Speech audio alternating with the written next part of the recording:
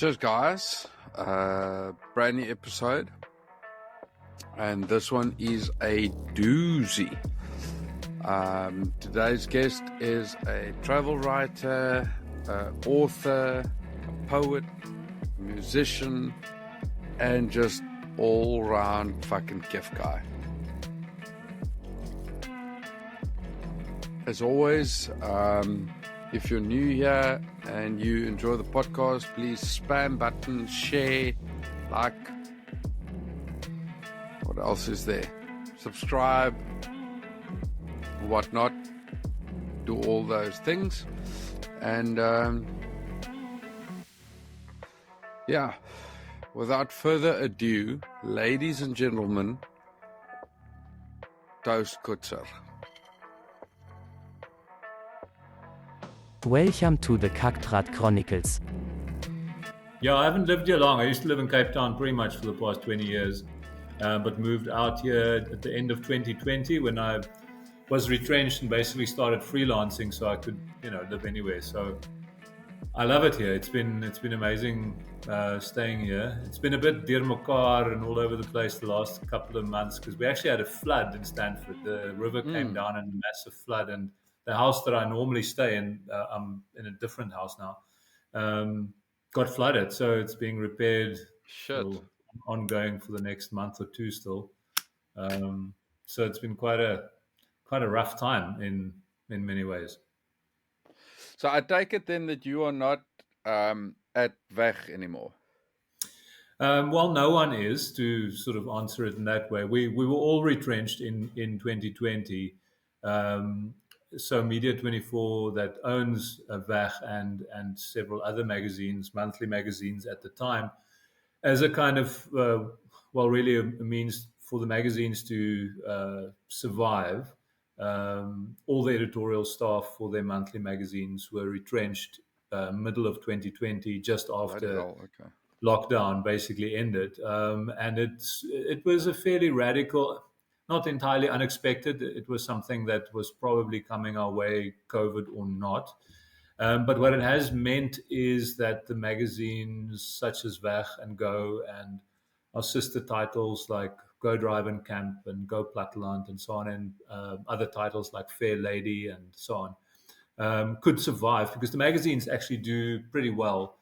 But the company just needed to, save on costs. So most of our Weg and Go magazine team, we all still do work for the magazine. So it's kind of an outsourced editorial model now. So instead of us earning salaries, we earn much less. And the magazine is done every second month instead of every month. Having said all that, the magazine is still basically my main employer. So my editor is now, that's where I get my paycheck from rather than the company that owns the title. So it's kind of changed structurally, but in practice, for the people who read our magazines, nothing has really changed except the magazine went from being a monthly to a bi-monthly, which I think in many ways is probably a good move in any case. Magazines have become like a luxury product. They're expensive. And maybe to buy it every month in what is a fairly challenging economic time is not ideal. So buying it every second month, much more doable. And we see that. We have very loyal readers and people buy our magazines. They love the hard copies. I've got I'm sitting at my work desk. So I've got like a whole stash of like different ones right here that I'm going through at the moment. Different special editions that we do stuff on. I edit some of our special editions, like on the Karoo and Botswana this year as well. So the magazines actually do well. So I do basically still work for Weg and Go magazines, but not in a formal employment way.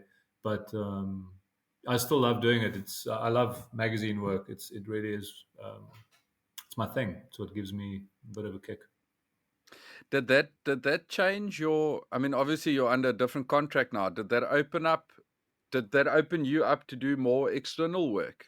I don't know. Obviously, I don't know what your contract was like working with them full time. Were you still allowed to do sort of like whatever you wanted to, or are you now a bit more loose to do anything else? Yeah, obviously before when you were full-time employed, you were more bound to that employer. So, I mean, you could do odd bits of freelance work. You normally just had to okay it. Obviously you couldn't do something for a competitor because that just wouldn't make sense. Yeah. But freelancing now, it's actually more got to do with time and maybe managing one's time. So if I look back at the past year, I will probably have earned a paycheck doing magazine work for our stable of magazines 9 or 10 months of the year. So it's more for me. I need to make sure that the other 2 months, I need to earn some kind of an income. So in between, obviously, I have to take on some other work. I don't do a lot of other journalism, funnily enough. I do a bit of stuff. Sometimes I do translations, the odd freelance article here and there. But the time and then therefore also the income that's come with it probably more comes from doing a few tours that I do. I've got a friend, Doe Flock. He has a company called Yeningland Tours. He's a full-time tour guide, mostly sort of 4x4 driving, Namibia, Botswana and so on, but he also does hiking tours in the Karoo and the Richtersveld and so on. And I've worked with him for a long time in various ways. But sorry, my phone is making funny No noises here. problem. I should probably have put this on mute before we started talking. Um, and I do two tours a year with him at the moment, where we kind of turn it into a photography tour, and I go as the photography guide, for lack of a better word. He's the tour guide, and we do so the one tour is about 2 weeks long. We go up into northwest Namibia, Damaraland, Kunene region, all the way up to Coetzer, Kunene River, Etosha. And then the other tour is just over a week long and in South Africa in the Richtersveld in the Northern Cape.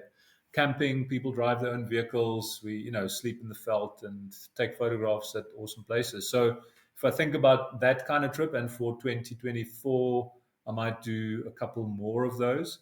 I wouldn't say I'll do that all the time because it is quite hard work, and I have respect for people who are tour guides and do that back to back, one tour after the other. But I've got capacity to do two, three, maybe four a year, and I really quite enjoy it. It's a great way to meet people who are into photography and into travel. It's often a lot of our magazine readers, as it turns out, because it's travel. So it's yeah, that's one of the extra ways. And now that I work for myself, obviously I have the freedom to pick and choose those jobs. And it's just nice to, I mean, as you know, to be your own boss. It's not like anyone owns your time. And Mm. that is essentially when you're working for a company, someone owns your time, and it's nice not to have to worry about that. Um, Toast, can I just ask you to tilt the camera just slightly a bit down? There we go. That's great. Um, Talking about the tours now, are these? You obviously do it with a set amount of people. Is it for you doing most of your travels alone, going to these places and taking pictures and writing stories? Is it a hell of a adaptation to now do it with 20 people or 10 people or whatever? Yes and no. I think if I was and we don't do quite 20, we normally cap it at about 16, working with the kind of logistics of cooking for people in the bush. Like every night we make a fire, we cook on the coals. We normally travel with a small team of guys, besides myself and the guide. Um, when we have full capacity, say 14 or 16 people, we take a camp cook along, a chef, and one more person for logistics, because we also pitch tents for people. So those are things I will help with if need be. But my main job is obviously to help people with photography. It's very different from traveling alone. Yeah, it's a different experience, but I like to revisit places that I know quite well by now, like the Richtersveld and Damaraland, Kokerveld up in Namibia, and sharing it with other people. For some, sometimes it's the first time people are visiting those areas. Sometimes they might have been there before, but they just sort of drove through and didn't really know what they were looking at. And myself and Doe, the tour guide, we obviously go to a lot of trouble to make sure that people appreciate every little thing. We're not just Mm. driving through this landscape for the sake of feeling that, whoa, we did some 4x4ing and it's great. We stop at every interesting track we see in the road, interesting trees. If we don't know what it is, we pull out a book and we identify it. So it's that kind of communal experience is great. It's not for everyone. I think a lot of people like just if they're tourists, just traveling by themselves, as a couple or as a family or maybe a few friends. On a tour like this, there's you always have different. Like some people might know one another from beforehand. Most people are strangers, so it's a specific kind of person who signs up for it. People come to hang out with the guides and not have to worry about the logistics of what happens if we get lost or get stuck or pitching the tent or making the food, because we do that. But they're there for the conversation and the like the conviviality, I guess, of it all, and sitting around a campfire and sharing your life story and whatever. Like, and I like that. So it's different. Obviously, there's an itinerary, there's a schedule. We've got to be at a certain place every night because we've booked these things in advance. Whereas when I travel alone, I don't have to worry about any of that. I do something else though, and that is I'm working. I'm busy gathering information and photographs, doing research, interviewing people for features and different stories that I'm planning for our magazine in months or even a year to come after that. So, but I do make my own plans a little bit looser, because in doing travel journalism, a lot of the best stuff comes out when you suddenly confronted with a situation you didn't expect, but you follow up on that. You might have Mm. planned to stay at this campsite and proceed to the next one the next day, but you meet someone that night and they go, "Hey, have you heard about this place that's 10 kilometers in the opposite direction of where I'm going, but it's so amazing because of X, Y, Z." And I go, obviously, well, let me go check this out tomorrow. And then that leads to a new story. So I like the freedom of traveling, completely on own steam, driving my own car, doing my own thing, because that leads to more or down more interesting avenues. There was I listened. I listened to you guys had I think 7 or 8 episodes of like a little. I say little. That sounds very fucked up. I didn't mean it that way. But you guys had a podcast at Weg. Right. That, Yeah. that you were part of, and there's one of the stories, one of the episodes I listened to. You guys sort of covered this exact thing where I think it was you that used sort of the example of you see a farmer standing next to the road and he's talking to a guy on a horse that's holding a dog, and you are sort of caught in that moment where do I stop and take a picture and get sort of see if I could get a story out of it, or do I drive past? And I think the answer that you guys got at the end of it is you always stop. You always stop for that picture because, as you said, it might lead to an amazing Yeah. story. Yeah, yeah. I mean, obviously, sometimes I think you probably, if you really just need to drive 1,000 kilometers today and you're actually done with your work, so to speak, you can't stop at every single interesting. But if you're in that area, in that sort of focus area, so let's say I'm doing a story on the Kalahari region in the Northern Cape. So I'm north of Uppington. I'm going to Askam. I'm thinking back now to a story I did about 2, 3 years ago in that area, up to the Kalahari Transfrontier Park, a bit west towards Rietfontein, and a place called Meer, and down towards Nuniput, that whole area. So if that's my focus, for an article or three, I will definitely, especially in a landscape that's as sparsely populated as that, if you're going to drive past that guy on the horse holding a dog, you've made a big mistake, because this guy is going to be one quarter of your story. So you're gonna stop with him. So yeah, but on another time, yeah, if I'm from there just going back to Cape Town, I'm done with my work. I need to drive 1,000 kilometers to get back to a friend's birthday party in Cape Town. I might drive past that guy on the horse. I will think about it for a while and I'll be sorry about it. Mm. Occasionally, that story becomes something else, and I actually often write columns about the experience of just that final drive, maybe when I'm coming back home. I've just spent 2, 3 weeks sort of outbound, traveling, researching stories in whatever, Free State, Limpopo, Bushveld, Botswana, wherever I've been. And now I'm coming back. Also, I'm just kind of traveling between point A and point B to get to the next place.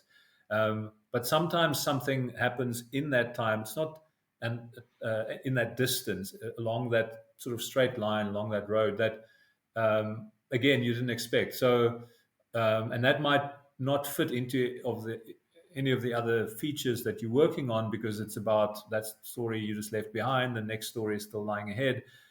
But I might be driving, and I actually, yeah, this actually happened after the same Kalahari trip. I came back and I had to drive straight through to Cape Town for a friend's birthday party. But I picked up a hitchhiker somewhere between Kennard and Brandvlei, which is really the middle of Bushman land in the Northern Cape. It's a Yeah. long, straight, it's an arid area. There's not a lot of water, next to the road. And I just saw this man carrying a bag walking on this road. It was hot, it was windy. And I was driving a bucky, with extra seats and, the back was open. And I stopped next to this guy, and he couldn't speak English very well, but I got the idea where he was from and where he was heading. And he had this bag with him, and he was like, "I'll get on the back," and he just got on the back of the bucky. And even though I didn't have a long conversation with him, because he didn't even sit in the car with me like normally a hitchhiker would sit next to me, Yeah. um, but that triggered this whole, I guess, the thought process because I do find long drives very meditative in that way. It makes you, yeah, think about stuff.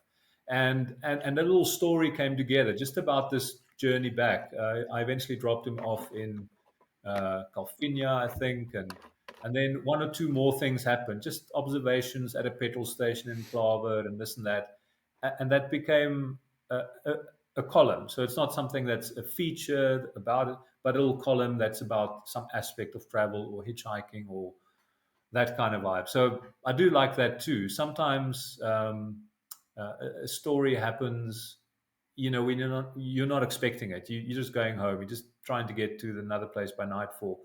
But what you see and observe becomes something that can become a column. How do you know when a story's done, though? How do you know when, okay, I've got enough information to write this thing? Or the reason why I ask is I spoke a while ago. I spoke to an artist, and he does watercolors and blah blah blah. And I asked Arnie Lowe, he's from the West Coast. I asked him the same question: is how do you know when you're done? And he says he has to at some point stop, otherwise he fucks it up. Because you have to at some point step away and go, okay, I've done enough. Is it kind of the same with writing something for a magazine, or in that sense? Or do you simultaneously at all times have like 5 or 6 storylines running in your head going, "Ooh, I'll use this for this, and I'll use this for this, and maybe this information can go over here, and I'm done with going to the Richtersveld or whatever." Yeah, yeah. I mean, travel journalism, it's also not, I'm not trying to write a Booker Prize winning novel here. It's a travel story that fits into a certain gap in our magazine. Sometimes that gap is only one page big and it's just about a farm stall next to the road that I'm, suggesting to our readers to stop and, have a pie and a coffee and a cook sister or whatever. Um, so when I see that opportunity, and because I've worked for our magazines for a long time, it's almost our magazine turns 20 next year, and I've worked for them pretty much for all of that time. So I know almost exactly what we need for certain sections of the magazine. I mean, the longest feature in our magazine will be maybe 4,500 words for a long story. So again, it's nothing like writing a novel. So it really doesn't, it's not productive to gather too much information and spend too much time in researching a story that is only going to be an 8 page or 6 page or 10 page or maybe 12 page magazine story. So I usually have an idea, and also um, I sort of count the days as well. If I can't get a story in 3, 4, maybe 5 days, if it's a difficult region to travel, it might go to 7 logistically. But if I can't get my story in that time, I'm beginning to waste time because Mm. in a good week I might be able to research 2 or 3 stories. Um, So that's also important. We our budgets are very small, and I need to plan my trips very carefully in order to make it. At the end of the day, it's got to be profitable for me. So Yeah. I'm paying my own way where I'm going. I'm putting fuel in the car, paying for where I'm staying most of the time. So I need to make sure that I'm getting as many stories as possible. Which is not to say I'm trying to sort of cram into many, because you can also be a bit thin and a bit short on a story, which occasionally happens, and then that normally just becomes a different kind of story that maybe fits a smaller gap in the magazine. You might go with the best intentions to do a 3-day hike in the mountains, and then you get there and it rains for 3 days, so you can't get the photos you need, and it's dangerous to walk because there's lightning, or the place burnt down the week before, and you can't walk Yeah. there, or it doesn't look great in the photo.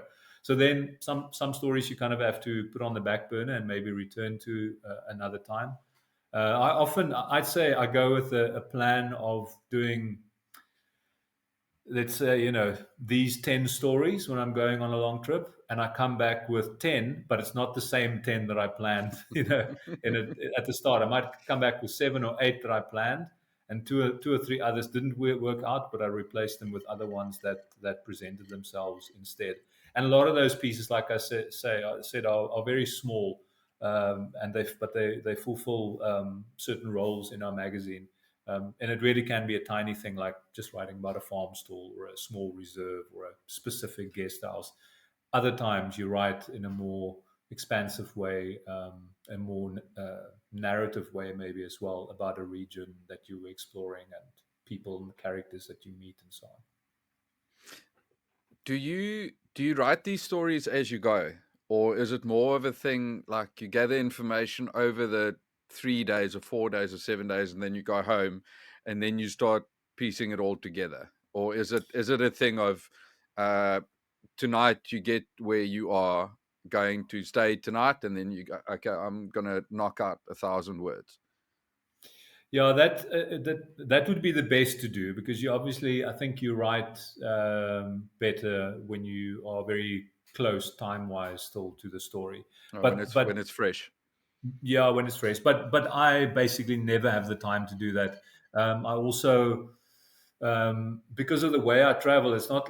I very rarely, end up in a nice lodge with a table where I can put down my laptop. I'm generally out there, sleeping under a tree in a campsite, and I don't have the space to even pack like a camping table when I camp by myself. I do very, very basic camping, so you don't have a comfortable space always to sit and work at. So when I do have, plus on that long trip of, say, a 2-3 week uh, journey where I'm trying to research as many stories as possible, if I pause for 2 days after each stretch of research to write that story, I'm essentially wasting, as far as I see it, I'm wasting time. Now I'm sitting, at the Chobe, in someone's house or at the hotel, typing up a story. If it's Mm, urgent, obviously I will, and I often do that, because sometimes that story is urgent and I need to file it now. I've got to edit the photos. I've got to find a fast enough internet, connection to transfer the images down to the office. But usually that's not the case. So I normally research and keep notes. So everything from written notes to voice notes on the phone. I do voice notes probably more than anything these days. I interview people using my phone. I take a lot of what I just call like note taking photographs on my cell phone, because I mean, obviously, I have a DSLR and sometimes other mirrorless cameras with me that I'm using to take the photographs that usually will be published.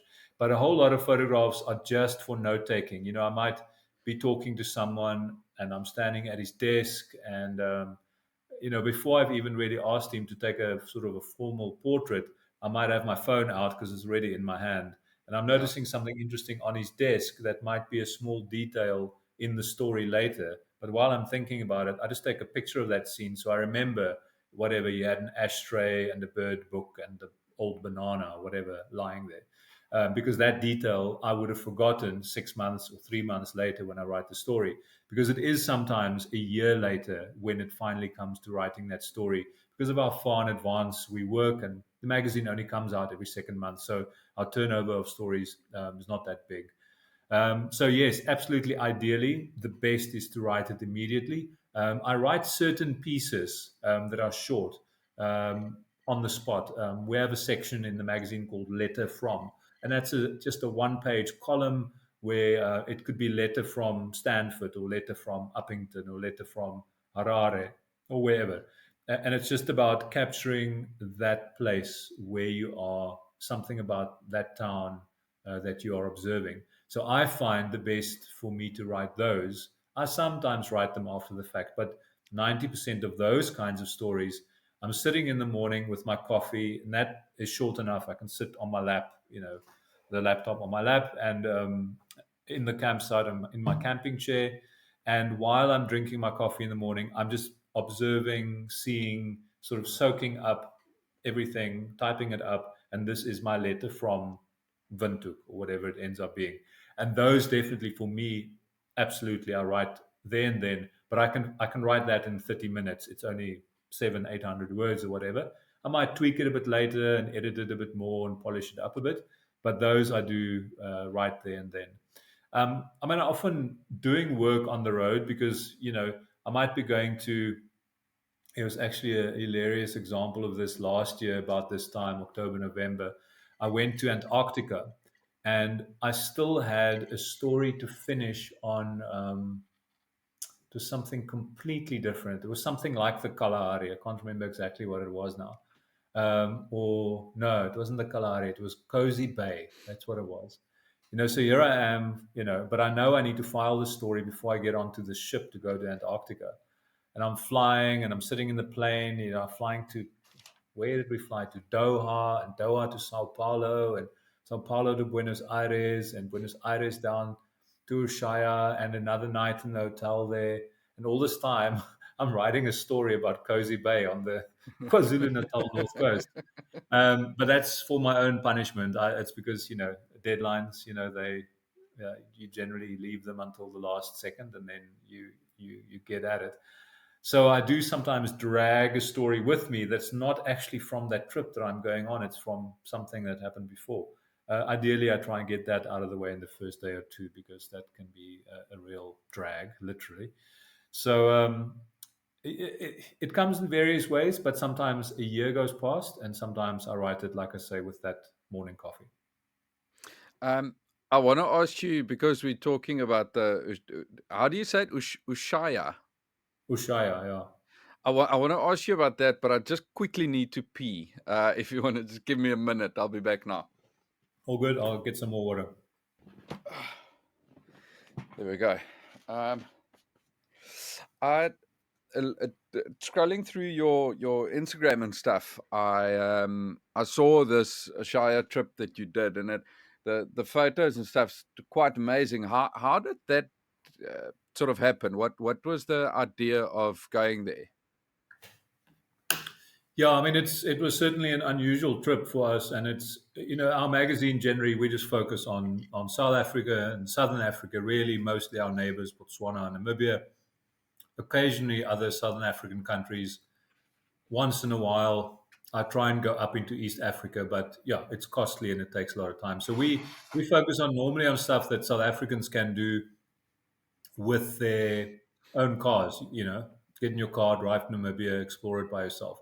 So the Antarctica thing was something unusual, and it had been a long way coming. So there's a company based in Botswana called Pangolin Photo Safaris, run by a guy called Gut Swanepoel, who I've known almost since the start of their business, which was around about 2010. And they're based up in Kasane on the Chobe River, and the core of their business, they now have a small hotel there as well, but they do photographic safari. So they take people on custom-made boats onto the Chobe River, and they're very well-trained guides, including guides, to show people. And if you don't have a camera, you can borrow cameras with big zoom lenses from them, Oh, and wow. they take you to photograph, the malachite kingfisher, the crocodile, the hippo with its jaw open. Um, so that's their main thing. But they also do other tours. So it's very high end. So they really very exclusive small groups of, they take like 5 or 6 guests to the Masai Mara or the Serengeti, or I know they've done Galapagos Island in the past, and they've done Antarctica a few times as a destination. Guts actually used to work a few seasons during summer when the Antarctica cruises take place. He worked on one of the expedition ships, and he's built up a lot of experience over the years going to Antarctica. Because if you work there for a whole summer, you might end up doing 12 trips or 10 trips, depending on where you go when people say Antarctica.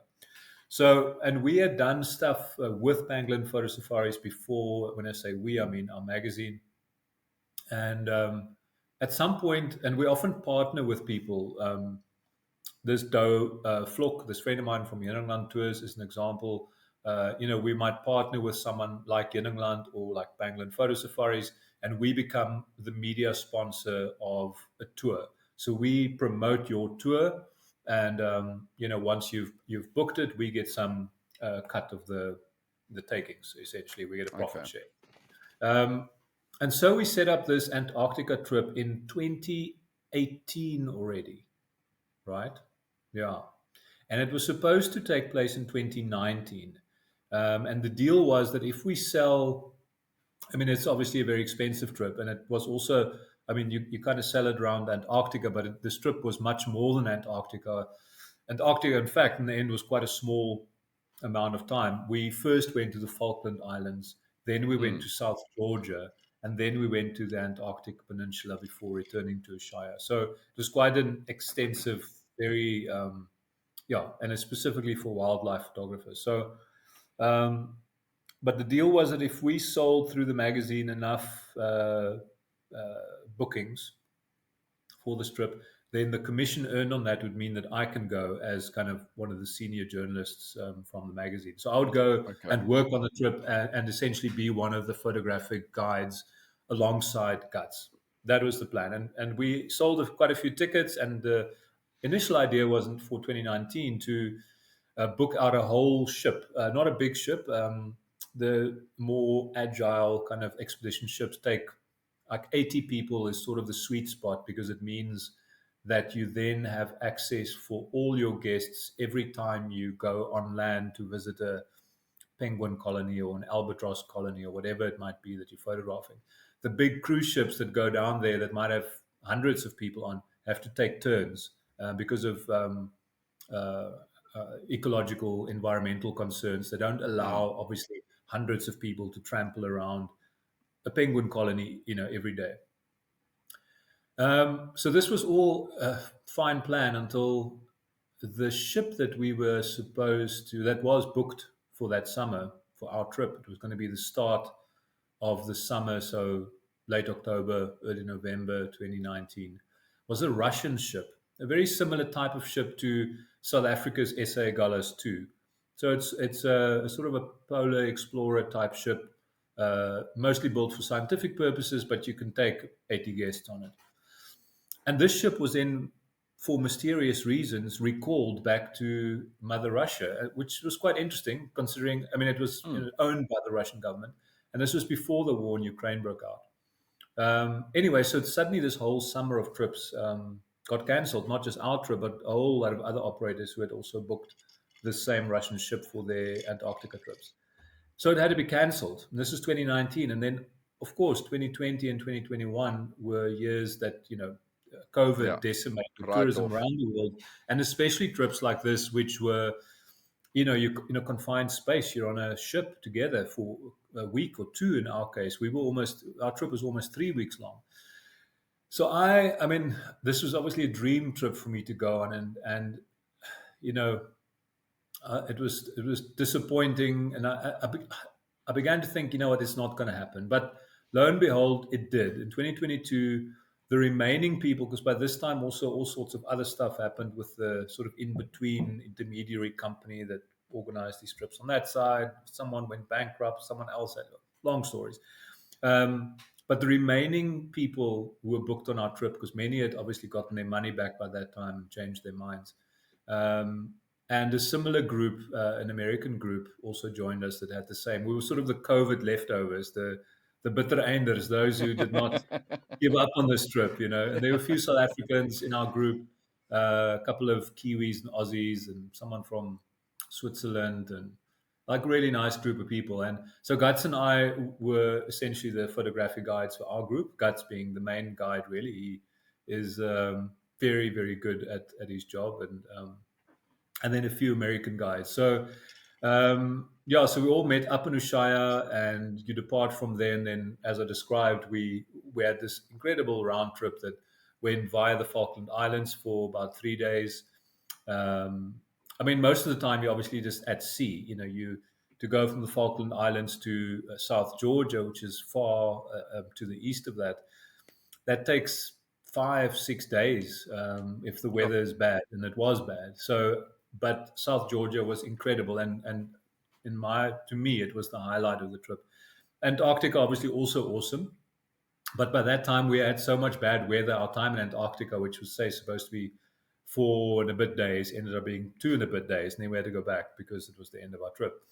But I had an incredible experience. It was something that I will try my best to do again somewhere in my life. But if I don't get the opportunity, I am very thankful that I did get the chance to see it. And especially South Georgia. It's weird. Uh, Maybe because we engaged with it a bit more. We went on land more often in South Georgia. But I quite enjoy these islands in the southern Atlantic. I've been to a couple of others.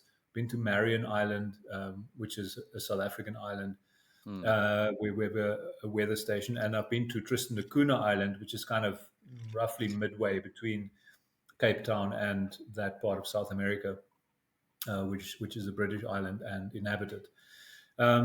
And there's something about them. I really quite enjoy that. It's got a very specific feeling to be, um, I think, on an island, but that kind of island. You know, I've been on Mauritius as well, and that's awesome to visit. But if I could choose between going to Mauritius or going to South Georgia for a year, I'm going to South Georgia. Like, there's no doubt about it. There's something about the mountains and the sort of extreme weather um, that just like speaks to me in a way. And South Georgia, you know, if you want a wilderness experience, we are spoiled in South Africa and Namibia and Botswana that we have these mega reserves, Kruger National Park, Chobe National Park, Central Kalahari, Kalahari, Etosha, and so on, where we can experience amazing wilderness and wildlife. But you know, we still, you know, in cars and on roads and our fences and, you know, lodges built everywhere. And you see a cell phone tower over there. You go to South Georgia, except for derelict old whaling stations that are rusting away in some of the bays. And one of those old stations that is still manned, I mean, not as a whaling station, but as a research station by the British. You know, besides that, you know, there's just nothing man-made. You can't drive a car on that island, um, and you enter this bay, and once your eyes get used to what the hell you're seeing out there, you realize, you know, that's a colony of 100,000 or 200,000 king penguins, Bloody and hell. um, and it's incredible. It's really it's wild, properly wild, and very very special to see. How many, specifically talking about South Georgia, how many people are there? South Georgia, maybe I think in summer it might go up to about 50, but in winter probably 20. I'm guessing, but it's that kind of number. So it's a British possession, Hmm. disputed, of course, by Argentina. But so they have researchers there at a place called Gritwigen, and there's a small other research station where a couple of birders live, you know, in a hut. But it's mostly at Gritwigen, where that's where you go on land. They've got a tiny post office and a little gift shop that's only open in summer, which is when the tourists are there. Limited number of tourists too, and those numbers are controlled. You can't sleep there. It's not like there's a hotel. You sleep on the ship. All of this this entire trip, you always sleep and eat on the ship. Um, I think there might be a couple of military, navy people guys involved in patrolling the fishing waters down there, government people, the guys who sort of stamp you in and out, environmental people who make sure that you don't, when you go on land there, they check like all the Velcro in your raincoat to make sure you're not carrying some seed that I might have picked up here in Stanford Wow. of some weed like a khaki boss or a blackjack or whatever, because invasive species on islands, that's a massive issue all over the world. I Yeah. mean, that's why many islands, once you leave a cat or a mouse or a rat on an island, that's Takes the end over. of 90%, whatever, large percentage of the wildlife, because most of, everything breeds on the ground. There's still a problem on Marion Island today. I mean, they used to have a cat problem there back in the Mm. 70s and 80s, but they finally managed to exterminate all the cats. I mean, they started with two cats, thought they were the same sex. They thought they were both males or whatever it was. They were wrong. And a couple of decades later, they had more than 6,000 cats. And all these cats did Oh. was they ate the albatross chicks and everything else. They just, because an albatross also doesn't know how to defend itself against a cat. Yeah. It's never seen a cat. So, it was chaos. So now it's mice still on Marion Island that they're trying to eradicate. That they managed to eradicate mice on South Georgia, which is a massively costly exercise. That they fly with helicopters, the whole island for several seasons. They sprinkle some kind of a Wow. poison that the mice eat, and the birds don't. Or they basically do it when the birds have left their breeding grounds as well. But yeah, so there are government and environmental people, officers who make sure that your shoes are clean, and like I say, you don't carry seeds on and so on. So, and that population gets smaller in winter because the weather is bad, and not everyone wants to stay there all year, and because you don't have the tourists coming in winter, they don't need all the staff there in any case. So someone holds the fort literally. Yeah, I don't know, 20, 30 odd people, not a lot, not many. There's one picture that you took of a church there in, how do you say it? Gritviken. Gritviken, yeah. I think it just means Gritviken. uh, something bay. It's either it's the Bay of the Pots or Big Bay. I think when they got there, there was some old sealer pots that the guys who hunted seals before the whalers cooked down the fat. Or it means something like that. It's Norwegian. And I found myself sort of just staring at this photo of this church because my my immediate thought, I went to go read up a little bit. Can't remember half of what I read, to be honest. But the photo of that church is very interesting for me because it's, my initial thought is just how amazing is it that the church has just gone to every single place in the world, every Yeah, smallest little corner of an island somewhere. If you if you look hard enough, you'll find a church somewhere. there's a And church. I I thought, I had this thought of like, what would there have been? I don't know how much you know about this church, but I sort of had this thought of how the people open to having this church built there? Was there a bit of a backlash? Was it? It's very interesting for me to see a Yeah. church in a setup like that. Yeah, I mean, South Georgia never had an indigenous population, so it wasn't a place that was ever inhabited until essentially the Europeans started snooping around there. I mean, it lies out of the way, in a position where you wouldn't really need it as a sort of a halfway station, like, for example, St. Helena Island, much further north, more closer to the equator in the Atlantic, was a very important island during the era before the Suez Canal was built, because ships would come from England, come around West Africa, stop at St. Helena, take on fresh supplies, then come to Cape Town, take on fresh supplies, then go to Mauritius and so on. But South Georgia was never like that. So it was kind of discovered accidentally by seafarers who got lost and then found a new land. It took them a while to figure out it wasn't part of a bigger continent, because they were always searching for this southern continent that there was this rumor of. It took a while, before we discovered Antarctica. So the church, so the first people who really spent time there were sealers, and they would have come um, in the 1800s somewhere. And sealers, they left sort of less of a trace than the whalers did. So they didn't have, the same big ships necessarily, to hunt with and so on. They didn't build big factories. There would normally be these massive sort of iron pots that they, cook down the fat, and then, you know, at some point when they have had enough furs and enough fat, they would, pack it on a ship and take it to Europe and sell it there.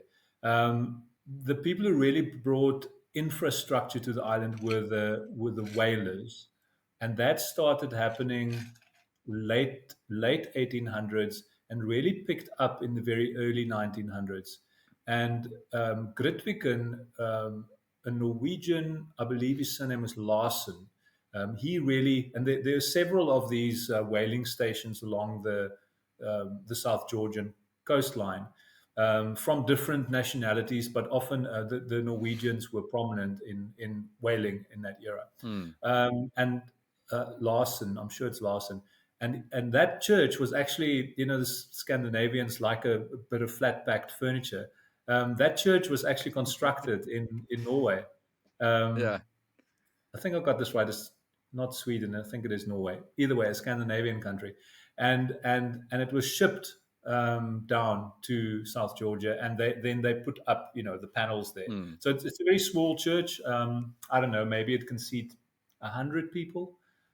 Beautiful inside, but like a little dinky toy church. And that photograph that you're talking about, I mean, there's not much of a town to walk through. You sort of get off, and there's a couple of old rusted whaling ships lying in the harbor.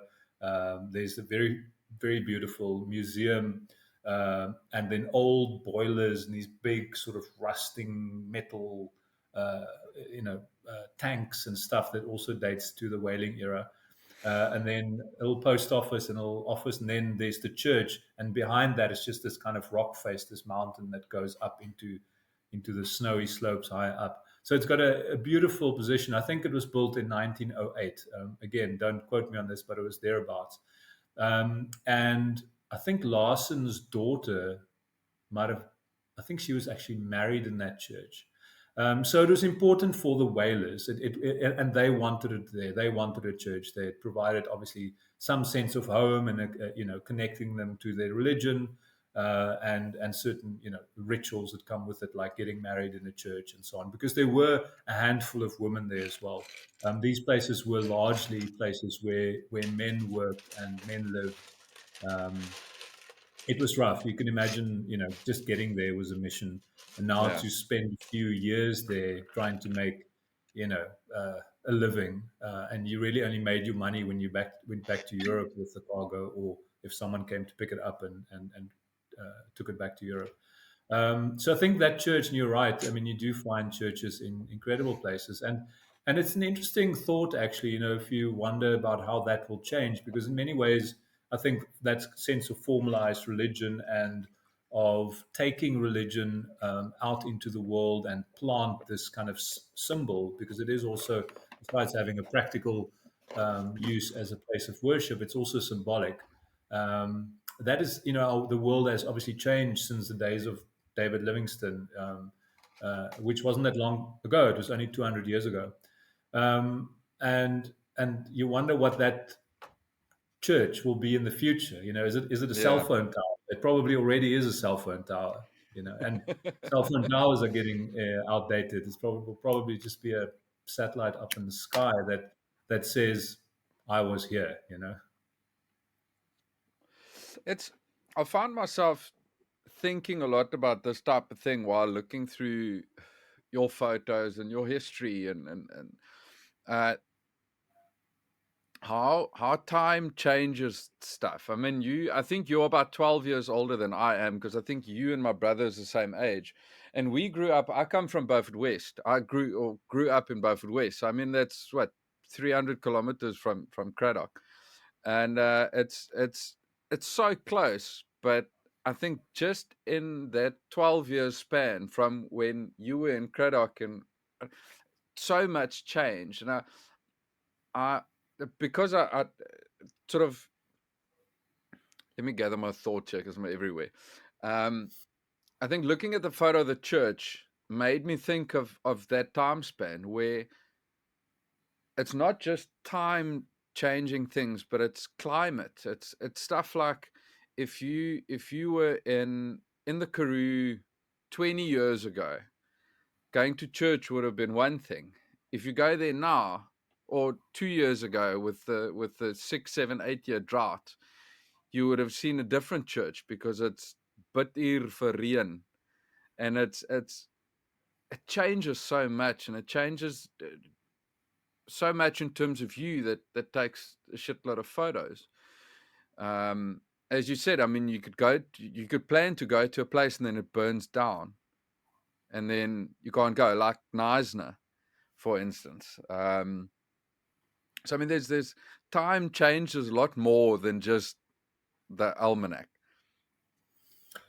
Yeah, and it's interesting. I mean, we don't have to talk about religion and sort of church too much, but and you know, and what you described now, growing up in the Platteland, and we grew up in similar communities where rain is important to farmers. It's a very marginal farming area. People have livestock farms, and if it doesn't rain, you know, you might lose sheep, and your sheep might die, and you might have to diminish your herd from 600 animals to 100 just to survive, because you have to now buy fodder for them to loosen or something to survive. And in that scenario, religion is even more important, because Yeah, we it carries obviously are everyone. more, yeah, and we're more likely to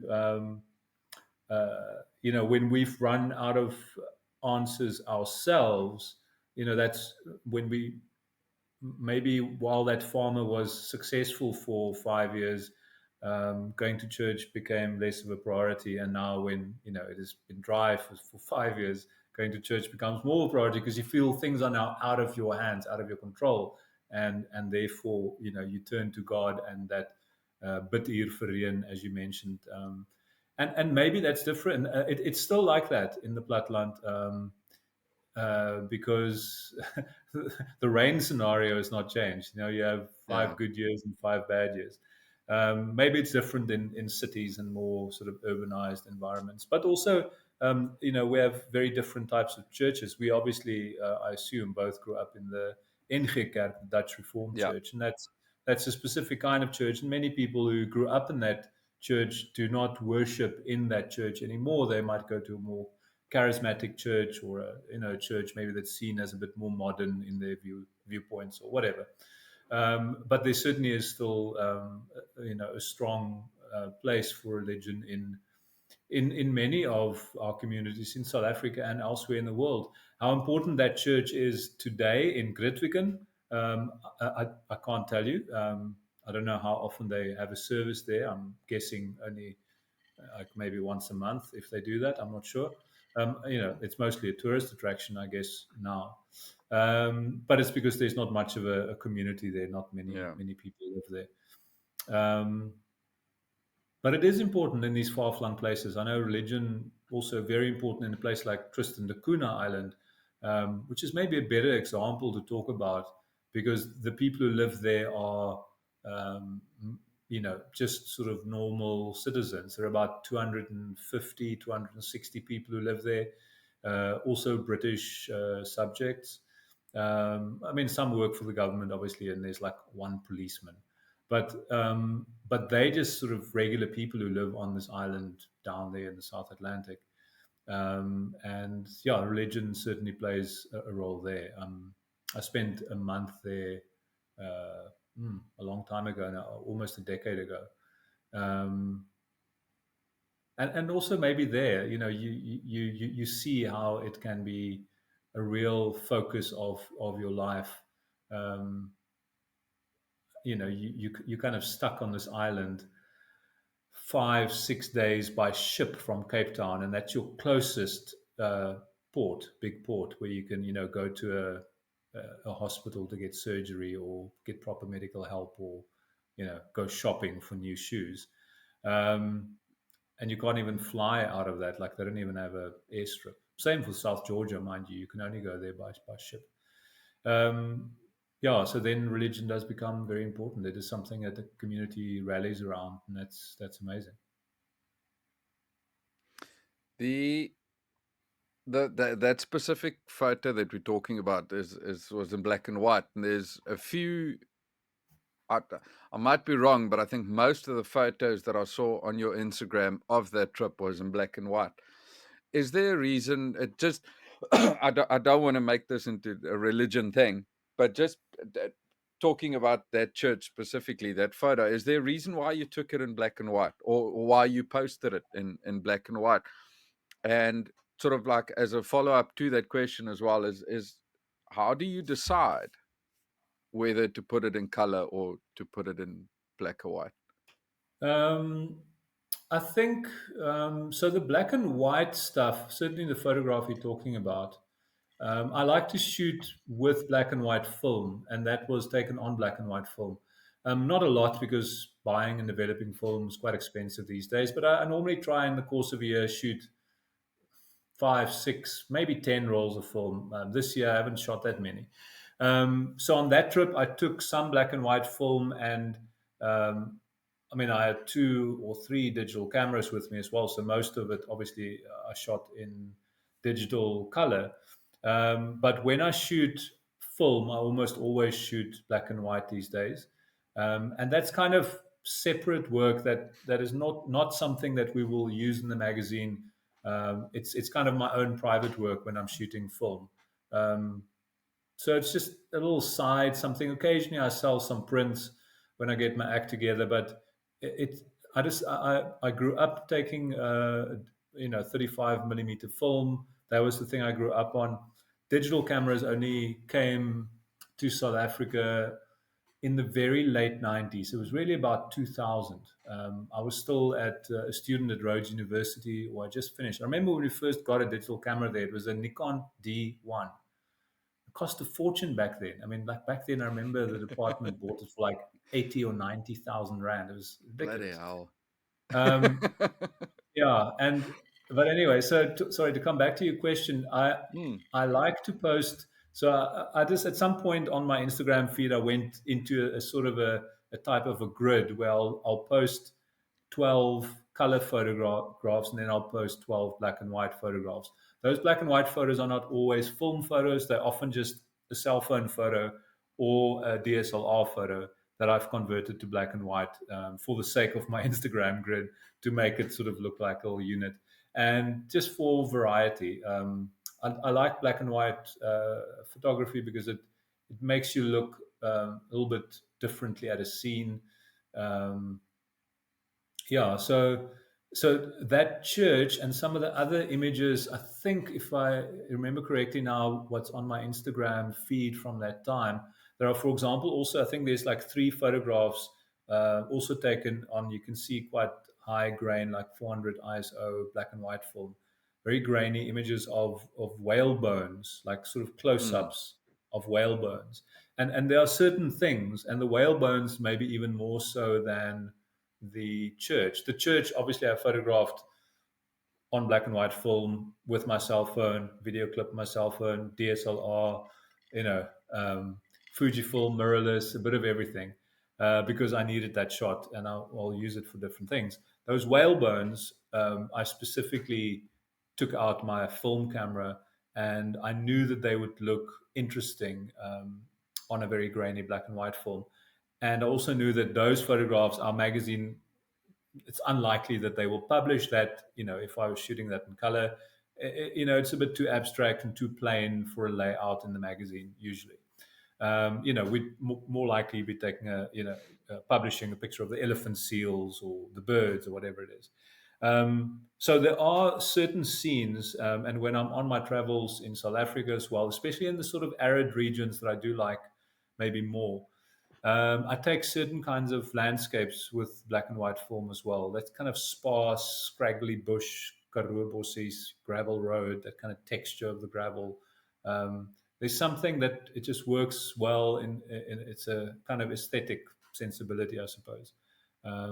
That works well. And but those photographs are for me. They're not for the magazine and anything. Okay. So yeah, like I say, not all of the ones on my Instagram are like that when it's black and white. Some are just cell phone pictures. Um, but the church sort of fell into that category. I was like, gotta get a film shot of this. Yeah. I want to ask you about the one more.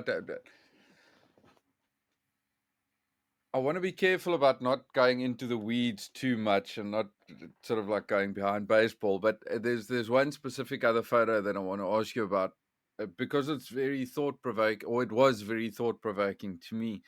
It's a photo that you've got of just keys hanging in the ignition, and there's a little bottle opener attached to the keys, and you've got.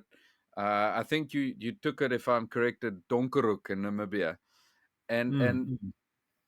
the photo at and I want to talk about sort of a little bit about,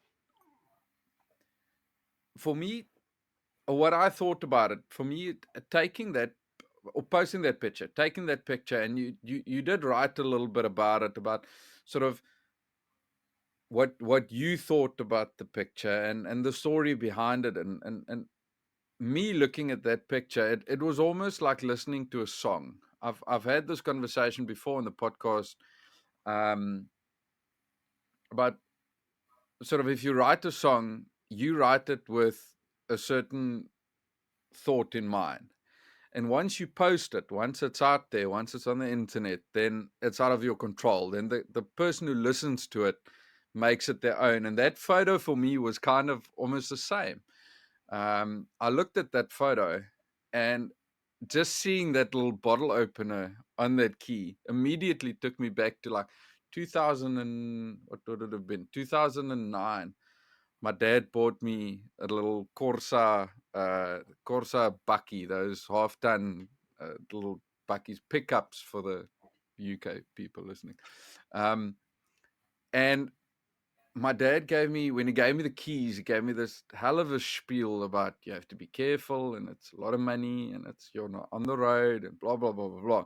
When he gave me the keys, I saw a bottle opener on the keys, and I thought, well, you gave me all of this be responsible speech, and then there's a bottle opener on the and that immediately, it's just that and I had this thought of, that might not be your idea of posting the photo, but that was the sort of emotion that it invoked in me. And I think that's what makes a simple photo so fucking amazing, is Cool. it Yeah. it's one thing of you posting it, but I've got a different story of it, and I'm gonna tell a different story of that photo, and my wife might tell a whole different story of that photo, and the next guy and the next Mm. guy, and Mm. it is an amazing art form, I think. Yeah, I think and I like the way you describe it because it is similar to music, to songs as well. You know, we all have a different connection to just any song, and no matter the songwriter is singing about his own girlfriend. It doesn't matter, because you might be thinking about your old girlfriend or whatever. Yeah, And that photograph you're talking about, because it's zooming in on a detail. And again, that's the kind of photograph I like taking, and I often take, but I know we hardly ever use it in the magazine, and I don't think we used that one. I can't remember, but yeah, I because think it's this, that's what you said in the post, is it's yeah, not something that's posted, but it is a small little thing that yeah. is part of the bigger story. Yeah, and there's like a texture about sort of that sort of well-worn key. You Yeah. can see it's an old farm bucky, and like you say, you particularly noticed the bottle opener that made you think of something. And I do think you're right because even if that photograph didn't have a caption and you didn't know where it was taken or whatever, if you saw that if it came up on your feed, um, maybe 9 out of 10 people would have scrolled past because it's not a cat balancing a ping pong ball in its nose. But for some people that would have been, this makes me think of my grandfather's old bucky on the farm, or like a vehicle I used to own, or this bottle opener or whatever. There's just something. I think it is evocative in a way. And sometimes it is that small thing rather than the big vista. Go to Namibia, you go to it's like big sky country, incredible landscapes and so on. But sometimes it is that small thing, and I do look for those details. Well, I guess I notice them quickly when I'm in a scenario like that. And that farm um, was full of them. I mean, it's a guest farm. There's campsites and stuff, and then but you sort of check in and out at the farmhouse. And I spent about an hour there that morning having coffee with the owner and his mother. And they had some German friends visiting, and they were just sitting on the stoop of this old farmhouse, talking, having coffee, having breakfast. And I kind of roamed around. One of their workers was uh, fixing this bucky. It had a problem idling or something. So he was literally, sort of bum in the air in the front of this engine, trying to fix something, an ancient bucky, like a Toyota Hilux from the 1980s that doesn't have doors anymore. And it's just a farm bucky. That thing never goes on a public road, which is quite common in Namibia as well. People have Mm. these farm buckies. Um, and so there were many interesting things, on the stoop. There were, interesting antelope horns. There was a chicken, in the pot plant. Well, the pot plant wasn't there anymore, but the pot, uh, you know, it had its eggs there sitting on the one side of the stoop. Eventually you noticed, oh my God, that's a chicken over there. Um, and then like just cool old photographs and artifacts. I do love a good artifact, and that key in the ignition and that bottle opener, those are artifacts that I find interesting to look at, and therefore I guess interesting to photograph, because it also reminded me, that ignition and that key, of an old farm bucky we had. Like we used to have an old Toyota Land Cruiser, from the 70s, and it was that kind of bucky. The more you use this vehicle, the more worn that key and that keyhole becomes. We're Mm. very used to, these days everything must be new. We get a cell phone, and after 4 years you're like, this thing is ancient, I need a new one. Because you do need a new one. The bloody thing is not. But some stuff, like a very well made pickup truck from the 70s or the 80s, if you look after it, it can still be going in 2023. I saw someone, I just sort of know peripherally on Facebook, post something the other day. Um, this refrigerator that I think his grandparents used to own in the 1950s, that still works and still has pride of place, in their kitchen. This sort of very modern kitchen, and this ancient fridge in the corner on the photograph. And that's remarkable. And we, in the kind of consumer society we live in, we don't really make stuff like that anymore. Mm. um, it's making a bit of a comeback, but certainly not really on the tech side. Like tech, I guess also just the nature of tech is such that, um, it's not like you're making an axe. If you make a good axe, make sure the wood is good and the steel is strong and keep it sharp, and that will last 200 years. But you can't really do that with tech, because tech evolves all the time. And cars have become tech. They're not just these mechanical metal things with oil and springs and so on. It's a stuff. It's got a computer chip, and if the computer chip is screwed, then you are screwed. It's that I think that's an interesting point. Is I can remember I come from Namibia. I was born in Walvis Bay, and my mom's side of the family is from Namibia, and they go back. They go for like a month long visit every June, July. They'll go back to Namibia for a bit of a visit, go see family and friends and stuff. And my dad bought a Fortuner. I think it was a few years back. I can't remember the exact year, but um, bought the Fortuner, and they did about, I think, 8 to 9 thousand kilometers up to Namibia and back. And when they arrived back, I asked my dad, like, how was the drive? How was everything? Did the car go fine or what? And his first point of attention was that my dad's or used to be the primary school headmaster, and his IT teacher put something like, I don't know how many thousand songs on a USB stick for him for this trip. And he said it was absolutely amazing because they didn't listen to the same song twice. And that was like his biggest thing in this trip. And I can remember 3 years ago when my wife was pregnant, I had to sell my single cab pickup and buy a family vehicle because obviously you can't drive around with a baby in a single cab. And it had like you plug your phone in and everything works off your phone. And we went home for Christmas. And I think we went to the shop quickly. I told my dad, well, my car's outside. We could just take it. And I asked him just as a bit of a brag. I said, what song do you want to listen to? And he says, well, what have you got? I said, no, what song do you want to listen to? And he gave me a song, and you press the button, and then you go, play Kenny Rogers, blah, blah, blah, blah, blah. And then it gives you that sentence back, and it says playing Kenny Rogers, blah, blah, blah. And it plays a song. And my dad was just dumbfounded. Like, he couldn't believe that you talk to the car and it plays you this song. And you don't have it, it's on the internet. And Yeah, just yeah, going through, and I think it's a built-in redundancy nowadays of like cell phones, where if you've got a phone for 2 years and your contract's done, then your phone automatically also just decides I'm not fucking charging anymore. You have to yeah, buy a new yeah, one. Where there's with old pickups, like we said, now I know I don't know whose it is, but I know there's a pickup in the Beaufort West area that's clock has turned over to all zeros.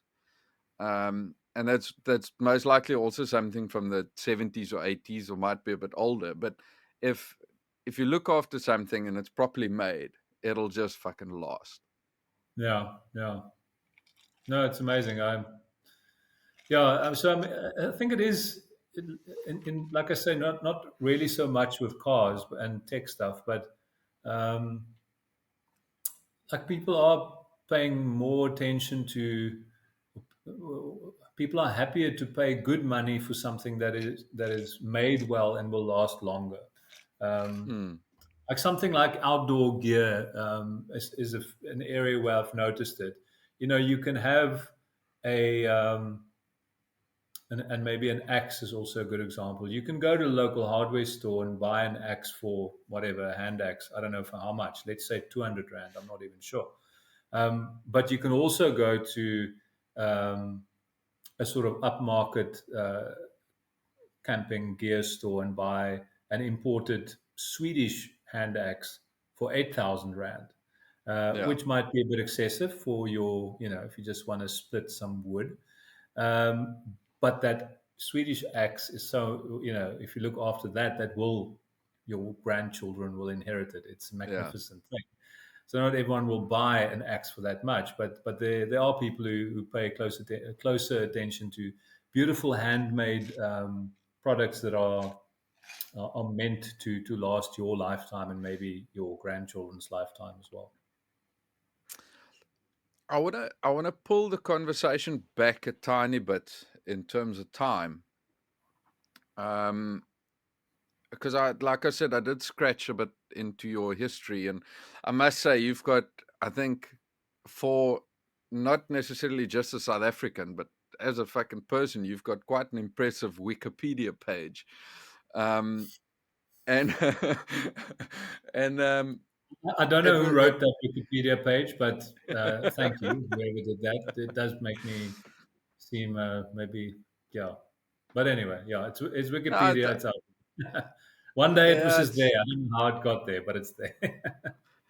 it was interesting, sort of tracing a line through your life in regards to specifically writing, where I think it says there that you used to do the like the reporting for the cricket team, and In school, I yeah, mean, when I was in school. yeah, it obviously started at a young age, and I thought of asking you, like, why do you write?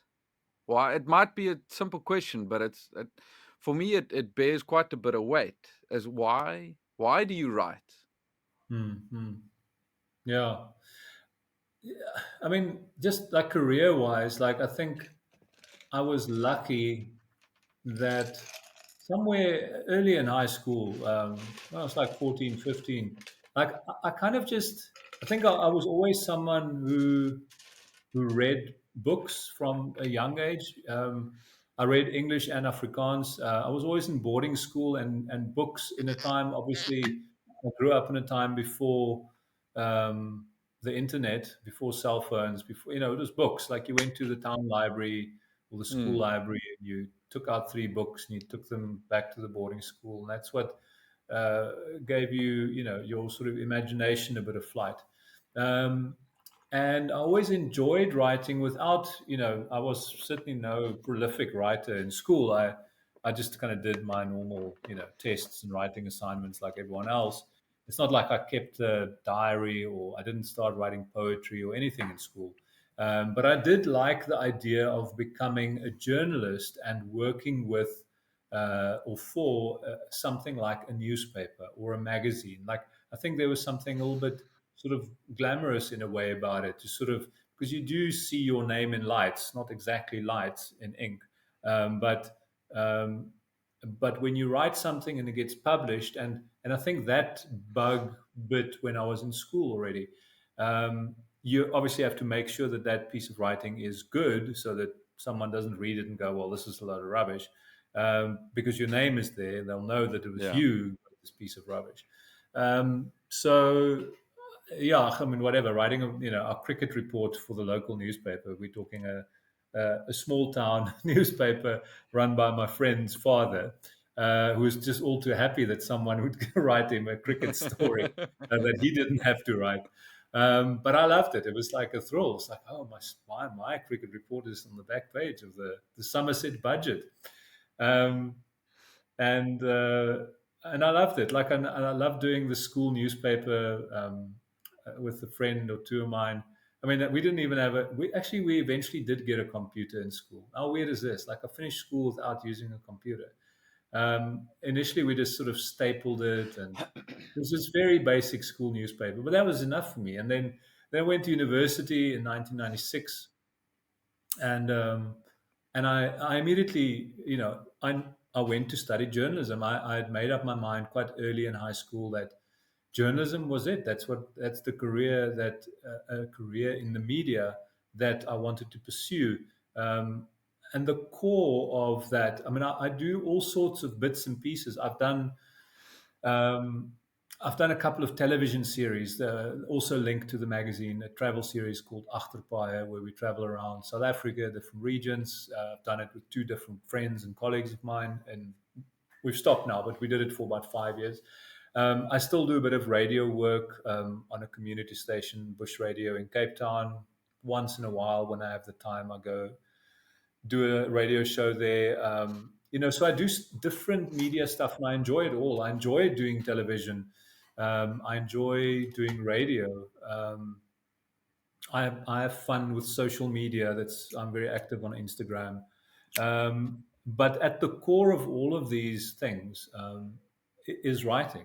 Like that is the skill, and it is something that I'm lucky. I think that it's not really something I learned to do. It was just something that I think came naturally out of being a reader from a very young age, and picking up this one other language, English, which helped a lot in my career as well, and which I've spoken fluently since school. I mean, I wish I'd picked up 7 or 8 languages. I wish I could write in them all. It would be incredible. Um, but that basic skill of writing lies at the core of almost everything you do in the media, whether that is writing a short um, Instagram caption, or writing a script for the TV series that you're presenting, or doing something on radio. Writing and stringing a sentence together in a sensible way that it doesn't have to be an impressive or wow sentence or paragraph. Like, to me, a lot of writing, again, at the basics of it, you can always color it in and make it more fun or more interesting or more impressive, maybe. But the basic thing about writing is that you have an idea that you want to communicate. In a travel story, which is obviously 80-90% of what I write, that is really simple. I'm taking my reader on a trip along this road, through this landscape. These are the places we're stopping at. things happen more or less in a linear fashion, and I need to make sure that my reader stays with me and is engaged and doesn't get lost along the way in, you know, language that is a bit over the top or too frilly or too this or too that. It needs to be clear. And that skill, like say, you know, that transfers into other fields of media, or simply having this conversation that we are having now. I'm not saying that I never blabber on about things. I certainly do, but there's something attractive to me about that, about about writing out that idea in a sensible way, that might attract 10 more other people to that idea. And I'm not, again, trying to reinvent the wheel, or I'm not philosophical about it, because that idea is sometimes as simple as I'm explaining to you how to drive from this point to that point and do 10 interesting things along the way. Um, some of my writing is definitely more obscure and abstract. When I write songs for my band, the Buck Fever Underground, that's something entirely different, and that's like a creative and a freer style of writing, that exists separately from, you know, writing Mm. professionally for a magazine. And I love that kind of writing too. I don't do enough of it, but I have been doing that on and off with the band also since university. And that's a different outlet again for this basic skill, that comes from writing. And I'm not a very technical writer. I'm not, you know, linguistically necessarily so strong that, you know, luckily everything that I write for the magazine, I have very skilled colleagues, sub editors, who will always clean up your text. These days, when we write on Word, obviously you have no excuse, certainly in English, to make a spelling mistake because you have spell Yeah. check. So it's quite easy to write clean, uh, prose, which probably leads us to a conversation about AI and writing, writing using ChatGPT or something, That's which I've one of not my used. questions. Yeah. Yeah. So, but yeah, so I think being able to write has also just always served me well. It is, I've created a career out of it. So there's that. But it is also, especially when I write poetry, which is really the stuff that I perform with the band, it's poems more than they are songs. Yeah. Um, it gives you, and this is actually what I like about writing poetry, you know. And poetry, like, you know, for many people it's almost kind of like a dirty word. People like poetry, I mean, come on, what the hell, you know, who bothers with poetry? And the great thing about poetry is that not everyone bothers with it, but the people who do bother with it, um, really care about it. And that means they care about writing, they care about words and how you put them together to transfer some kind of emotion or a thought. And and and poetry doesn't have to be something that you share with the world. It's not really about that. It's nice if 10 people like the poem you post on your Facebook wall. It's great if you self-publish a book and 100 people buy it when you do a reading. It's incredible if you bring out an anthology with an actual publisher and they print 1,000 copies of it. Wow, amazing. But at its root, really, poetry is about saying something to yourself through your own writing. And it can, you know, happen, on a piece of, you know, paper sitting in the park, writing, you know, in your notebook. It can happen on your laptop, on your iPad, or whatever it is. And it can just be for your eyes. You are writing this thought for you. And maybe later you decided to share it with a friend or post it online, or you know, because there's definitely that too. If someone reads your poem and they say, I really love this poem, you know, that's a bit of a gateway drug, because that might be what you wanted to hear, and then you write more, and that's great, and that Yeah. encourages you down a different path. But it doesn't have to go there. That's amazing if it becomes that. Mm. But it actually only has to mean something to you. And that's why I love poetry. I do share mine with, you know, we make songs, we play gigs, I'm not shy to share, what I write. Um, but at first, when I'm sitting there in front of my laptop writing a new piece, it's just for me. Yeah, sure, someone else might also listen to this or read this, and have their own thoughts about it. And it comes back to what you said earlier about the key and the bottle opener on that key ring in the ignition, because you then set off this whole other chain of events when you write. and maybe more so with poetry, because it is more open to interpretation than a straightforward piece of journalistic writing. Because those words that you put in a song or in a poem, um, they trigger completely different thoughts with your reader.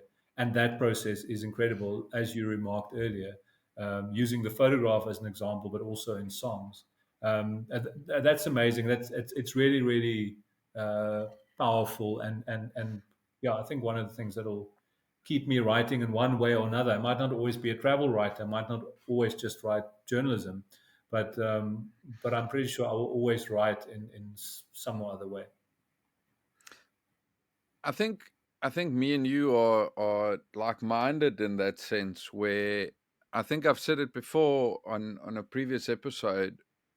Is I don't have 100,000 listeners and this mega platform. Obviously, I'm still building, but my enjoyment of this podcast comes from having this conversation. And it might sound a bit fucked up, but this is what I enjoy. Whether I post this or not, this is Mhm. what I enjoy. This podcast has given me the opportunity to talk to someone like you, um, where most likely, if I would have just sent you a random email saying, "Listen, I've got Friday free. Can we have a drink and just chat?" You might have gone, "That's fuck a bit weird."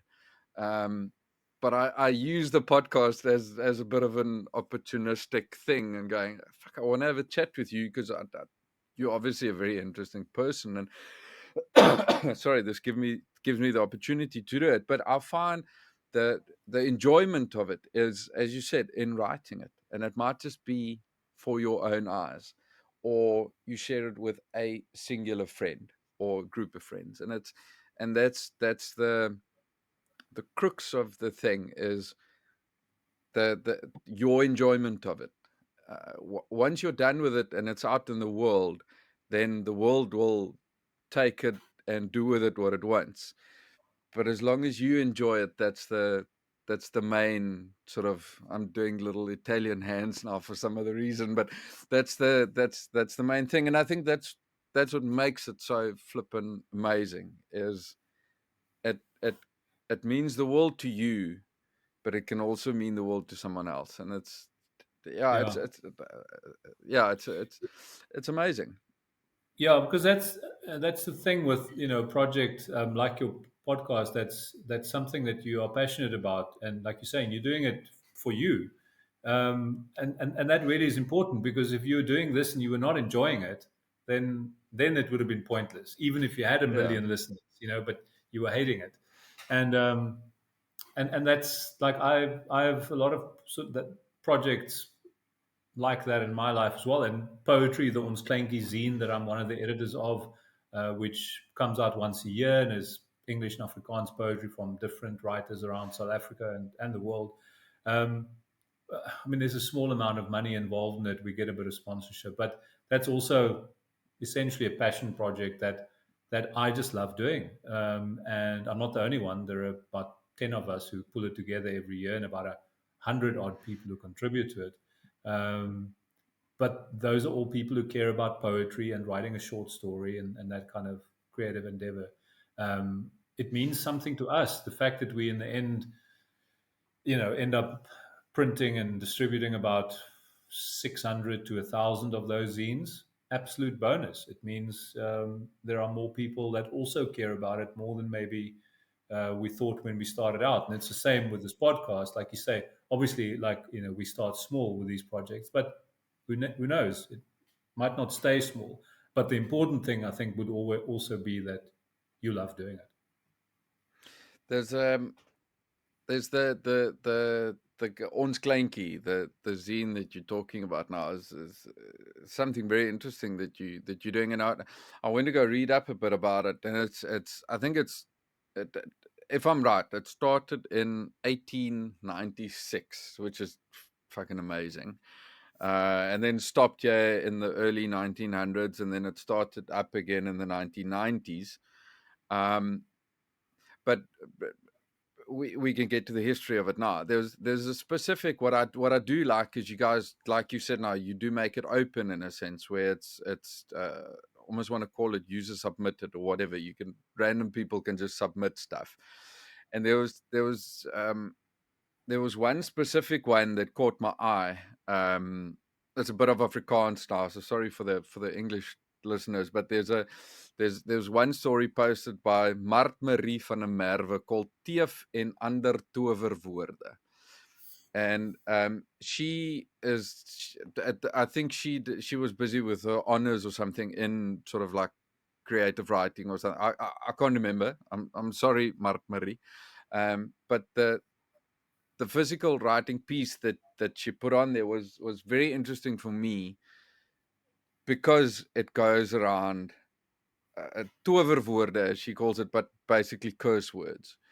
And they did a bit of a study about sort of, I think what they did was, if I can remember correctly now, is they basically did sort of like a little study, relatively little study of, they asked people to nominate the first 10 or 20 or whatever curse words that they can think of. And it's very interesting to see the stuff that comes out there and sort of how collectively people think of the same words and all of that. Now, I thought of asking you the question of, obviously, writing for the weg, you have to write relatively clean. But then going over to your poetry and writing for Buck Fever Underground, you've got more free reign of what you want to do. Is it difficult to balance that? Can you go back and forth quite easily, or if you write a poem, is it difficult for you to sort of put yourself back into a little box and then write for the weg? I do think, I mean, because I mean, most of the time when I'm, opening my laptop and writing, it is magazine work. So switching that on is not a problem because that's what most of my hours are filled with during a workday. But it's harder sometimes because sometimes months go past where I'm not opening that document where I'm writing the poetry and the Buck Fever song, and sometimes it's harder to get into that space. Um, so I do neglect that a little bit, and that it takes, because it's like everything really. It's practice. Um, you can't always just expect to sit down at the blank Word document and inspiration will magically be there and you'll write an amazing song or poem or story or novel or whatever. If you're lucky, sure. But those things only come with practice. So I practice my travel writing all the time because I do that more. But sitting to write a collection of good, strong poems or something that could be a song, you need to sit there and put in the hours, which I don't always do. I go through phases. There were, times years ago where, for months I would just write loads and loads of poetry. But in the last couple of years, I have neglected it a bit. So, um, yeah, so it is sometimes difficult to get into the poetry mode, funnily enough, rather than the kind of work mode. The journalism stuff is easier in a way because I do it more often. I'm better. I'm fitter when it comes to Mm. that kind of writing. I want to ask you some more about your poetry and Buck Fever and stuff, but sorry, can I just pee again quickly? I'm having too much whiskey now. I'm having too much fun. Maybe I'll open a bottle of wine as well. It's probably time. Great, great, great. All right, see you now. Cheers, toast. Jose, What cheers. uh, Clink. what what wine are you drinking there? Uh, just a good old Leopard Sleep Merlot 2022. Oh, there we Nothing go. fancy. It was just the first thing I saw when I looked behind me. I forgot that this bottle was standing here. I I want to ask you a bit about Buck Fever Underground because it's funny enough. I know, well, not know. I've heard of Buck Fever and I've heard some of the. Would you call it a song? What do you call a song? Yeah, I mean, no, I guess there are songs. I mean, they're not songs that are particularly. sung. But I think when Yeah. you have something like that with music, it's still a song, even if you're just talking or reading. In my case, it's spoken word, but there's music with it, so it's a song. So I've heard the songs before, and I've known about Buck Fever, but for some other reason I just didn't know that you are basically the front man. Um, and I want to ask you about talking about writing now specifically. There's two songs that I want to ask you, or two songs that I want to ask you about, because I do think that the writing is very interesting and it's very once again very thought provoking. But it's very what would be the word? Not topical. Will it be topical? Because it's sort of like you do write about stuff that happens now. It's very, I won't say political, but it is. Yeah. Is topical the right word? What am I looking Yeah, for? I mean, Is it I do often write about stuff that you would have seen on the news. That's often somewhere there in the background, if not the specific focus of a song. Um, yeah, I mean, a lot of it you can see. I guess there's a strong travel influence in a lot of stuff Hmm. that I write, traveling through landscapes and so on. But I do often, it's often linked to events that happen. Yeah, I mean, I think that's, to me, that's quite a natural thing to do, is to write about that rather than necessarily always, my own thoughts or my own stuff. It's just about like interpreting the world around me in a different format than, say, journalism, through writing a poem about it. That I do also find like a really interesting process too, and especially in Afrikaans. I mean, I write in both languages, obviously, but um, like there's a song I actually listened to it again earlier tonight, because we're playing a few shows later this week, and I I saw, yeah. there's a song called the Nagorno Karabakh Blues. And Nagorno Karabakh is a region. Um, I mean, there's recently been further developments there, but it's between Azerbaijan and Armenia. And there was a war there. And I wrote this specific piece in 2020, which is when it was the first time I had even heard of this place called Nagorno Karabakh. Where Um, is this? Sorry, where did you say? Azerbaijan, Armenia, it's a contested province. I think it has now been Okay. taken by Azerbaijan, but it was claimed also by Armenia. There were Armenians living there. There was a nasty small war fought there. Um, and I've never been there. And the little I know about it, you see on the news, it wasn't a very high profile conflict either, not like the Ukraine, for example, which happened just after that, really. Um, but I will, kind of jump down a rabbit hole and maybe read about this area and try and get a bit of a grip on why are people fighting about this place, what's going on there. Can't remember all of it now, but I do quite like writing about those places and those events in Afrikaans. I can do it in English too, and I do that. But it's quite nice to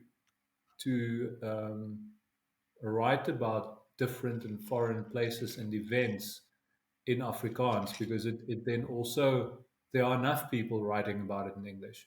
But by writing it in Afrikaans, like every language has, its own story that it carries or drags with it. It And gives a certain perspective. it has a certain perspective. And so when I'm writing something about the Middle East, or Iran or wherever, I don't often write about that, but I did notice in recent years I wrote quite a few things about that part of the world.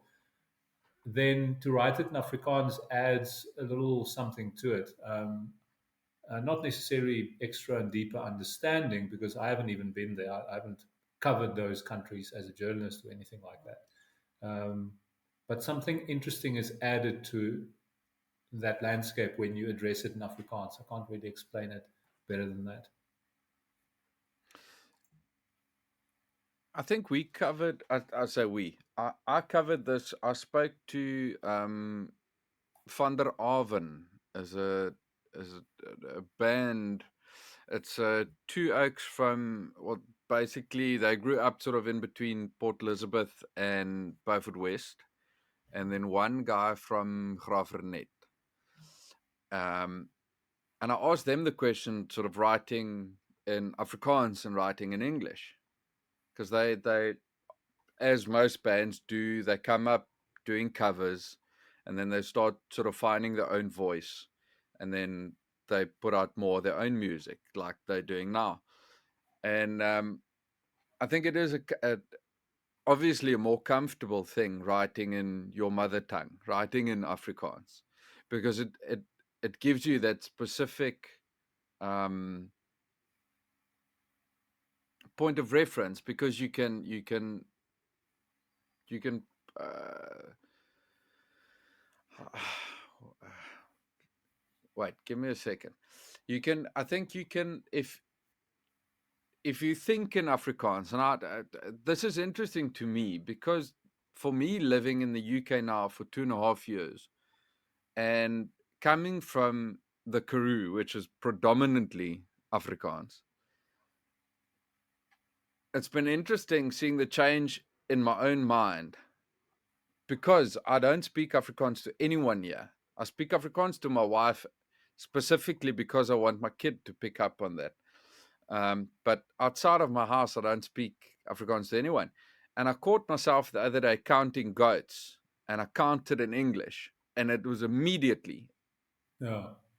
it was a thing. It's like, fuck, I just counted in English, and it's just because I'm running a marathon in English every single day, so it has to change something in you.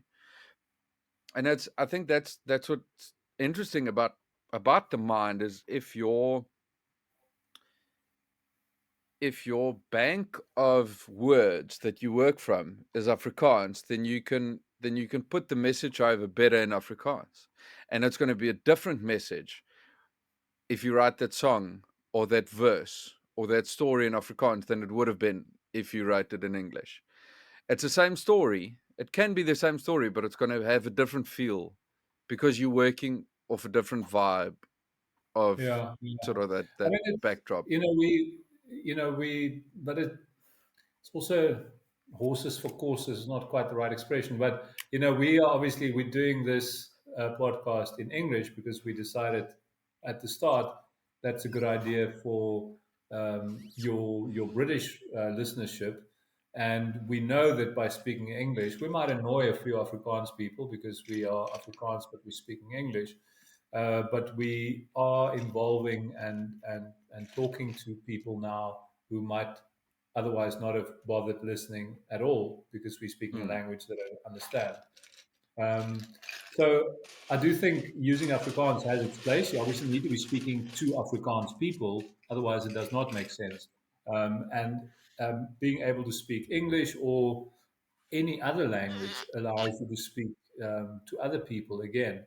Um, and that's, I mentioned it earlier as well, but I really and I've been too lazy in my life beyond learning English while I was young to pick up on other languages. I really wish it was something I could just wake up. That's maybe technology that I would pay for, plant like a chip in my brain that would, tomorrow morning when I wake up, I can speak and write 10 languages fluently. I think that I'll would be send quite send amazing.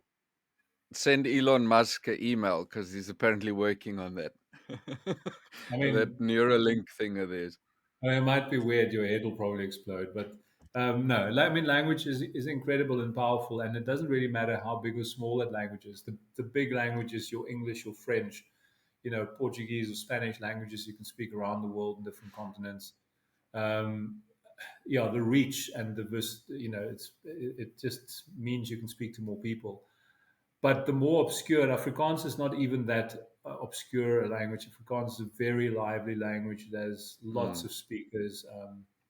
We publish books in Afrikaans. We have TV stations and radio stations and everything. There are obviously far more threatened languages in the world, even in South Africa, and it is very very sad, because obviously a lot of languages go extinct these days because they are just so marginal, and have so few speakers that once a couple of older people die, that language is gone. And that's sad because what we were talking about now, that Afrikaans might allow us to express something in a specific way that we can't do in English. Think of all the, hundreds of languages that are even more obscure than Afrikaans, that are disappearing before they've even written that book, or made that podcast or whatever it is. So yeah. Um, to bring it back to Buck Fever, to your writing, there's two, like I said earlier, there's two specific songs I want to ask you about. Um, the one is there's no question involved. Yeah, I want to give you a sort of like a little mental high five, because this is one of the most clever. It's a very clever line, I think, but it's also very.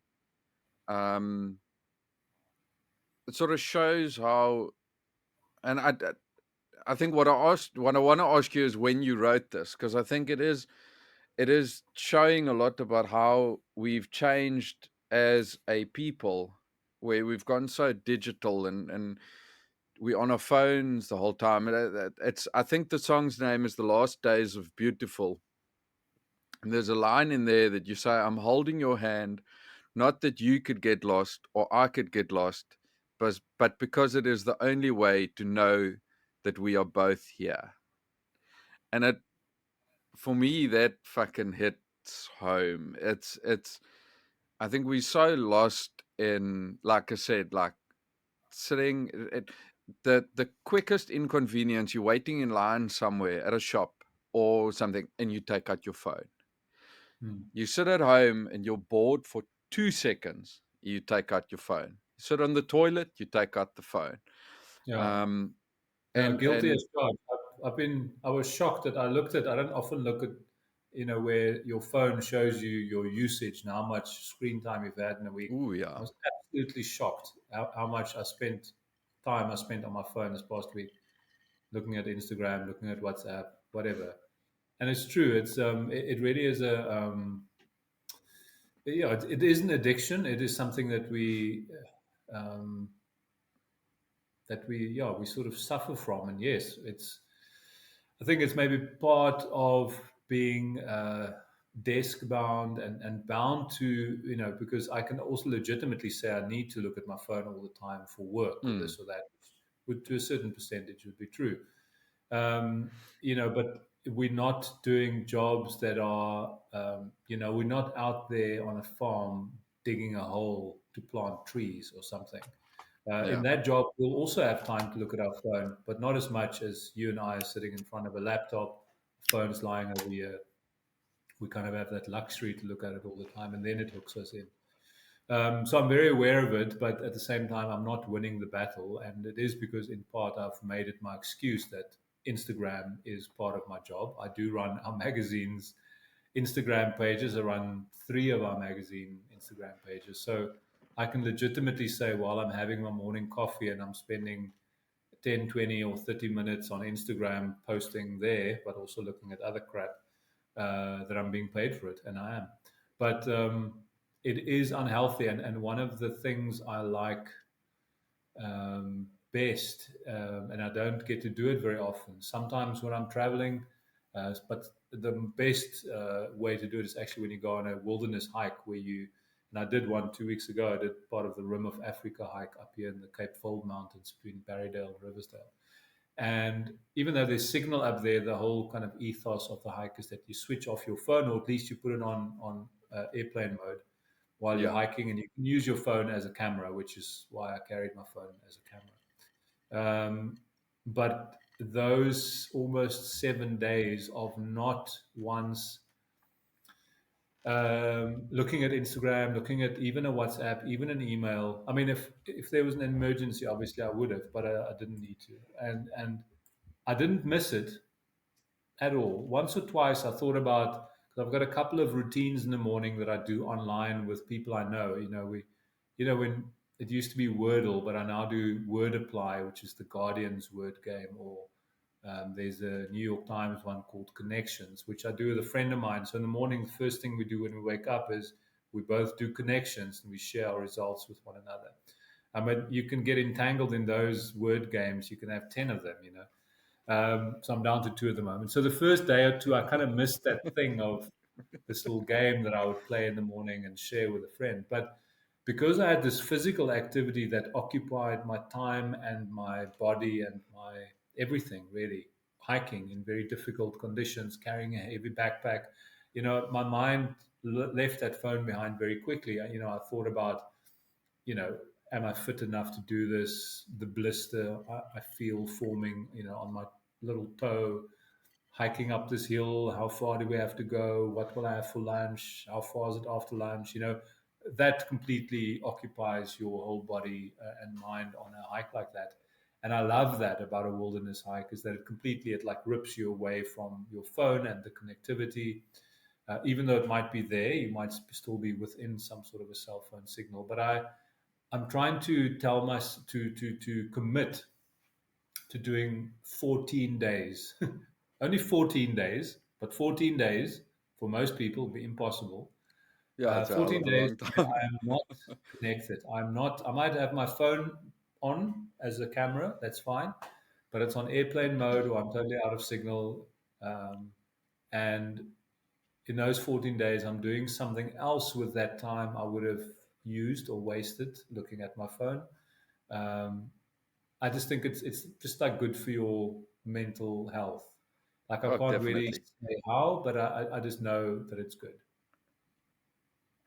But looking back at actually you sitting somewhere and writing that line of that's the only way that I know that we are both here. Was that sort of your train of thought in terms of technologies taking over and physical touch is the only way that I know that we both here, or did it have some or other meaning? Um, yeah, I think that was written about 10 years ago, maybe 9 years ago, if I recall correctly. And I think in that same song, I think I might talk about Google Earth and dropping into Street View. Is that Yes. the same one we're Yeah, talking yeah, about? yeah. Yeah. Which is something I use a lot. I mean, I use Google Earth a lot also for work, but also because I think it's a fascinating tool to play with and kind of visit places without having to go to them.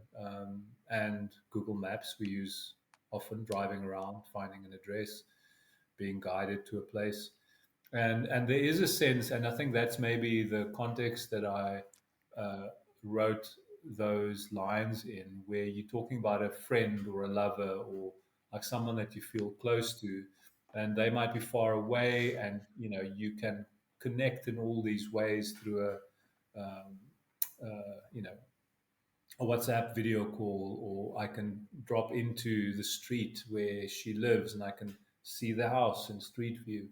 Um, but that doesn't really bring us closer together. Like it's really only when you know with the person and you Physical touch, holding yeah. their hand or that physical touch, which we not that we shy away from it, but there are a whole lot of relationships. I'm not just talking about a romantic relationship, but friendships where we just perfectly fine with those relationships and friendships staying in our phone. You know, Yeah. we're happy, and I'm guilty here too, where you know instead of picking up the phone and calling someone and speaking to them, at least in a real live back and forth conversation, you know, I just voice note them, send them a voice notes, you know, blah blah blah blah blah, blah, you know, and maybe if they're online and they feel like replying now, they might voice note me back and we might do this back and forth a few times. Why didn't we just pick up the phone and talk? It's better Call them. communication. You'll get whatever. If it was a sort of a businessy arrangement, you would get more said and done and organized in a 2 minute conversation rather than three back and forth voice notes of like 3 minutes each. So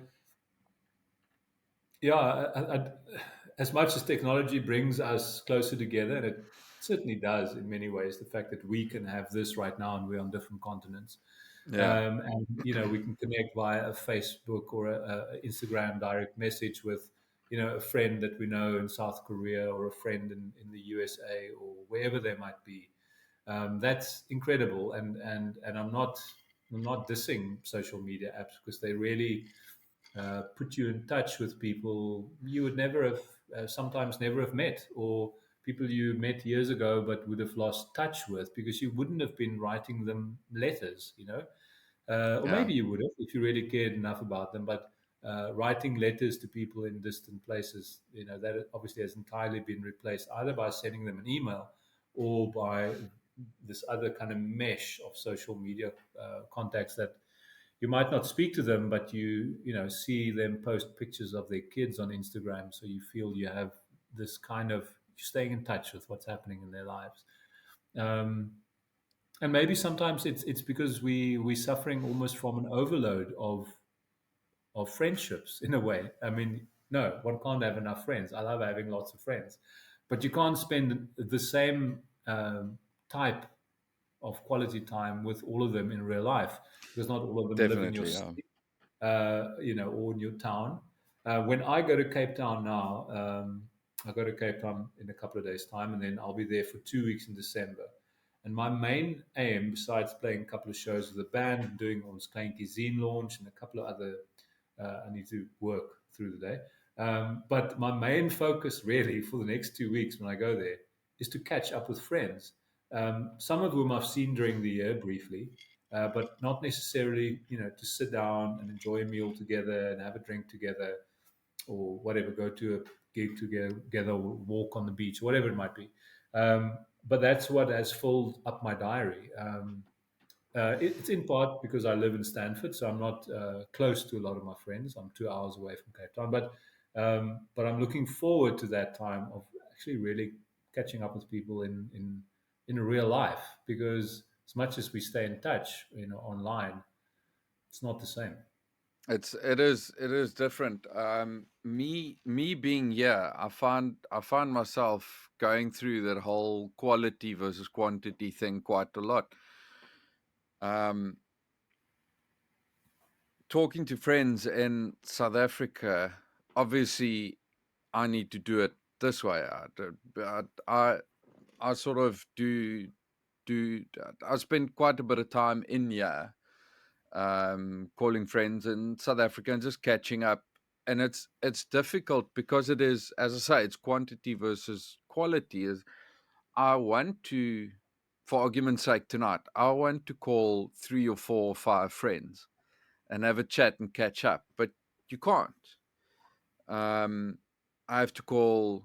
I have to commit to one friend and go. Okay, let's have a drink and catch up, talk, and it's 2 or 3 hours, and then you can't necessarily. It's different if you are at a braai and there's 6 or 7 guys there. You can sort of converse with everyone, but it's different doing it in a group setup, as in like a WhatsApp call where you've got 4 screens or 5 screens in front of you, and because it is that one guy talks and then the other guy talks and then the other guy talks, where, as I said, if you're sitting next to a fire at a braai, you've got different conversations going, and it's just that physicality of the thing is very different.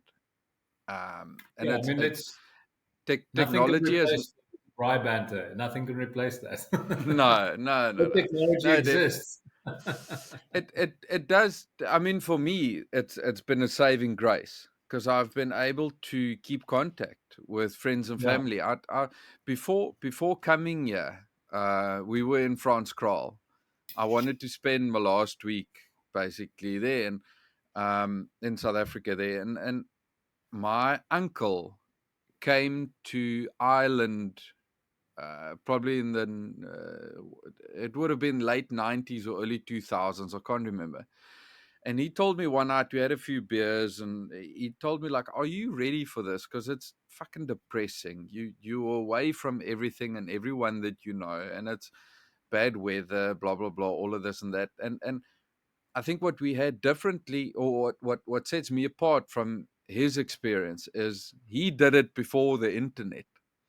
For me, it's easy. When I miss South Africa, I could just call a friend, and I've got that tiny piece of South African fluff Yeah. that I Yeah. can sort of, like, I can speak Afrikaans and I can have a bottle of brandy, I can have a drink, like a brandewijn, and it's different from doing this whole thing in the 90s or the 80s, and you've got nothing Mm, in mm. terms of you can't call back to South Yeah. Africa and have this So really just conversation. have a letter. Like you have to write a letter and Yeah, wait for like the a letter to pen come back. pal.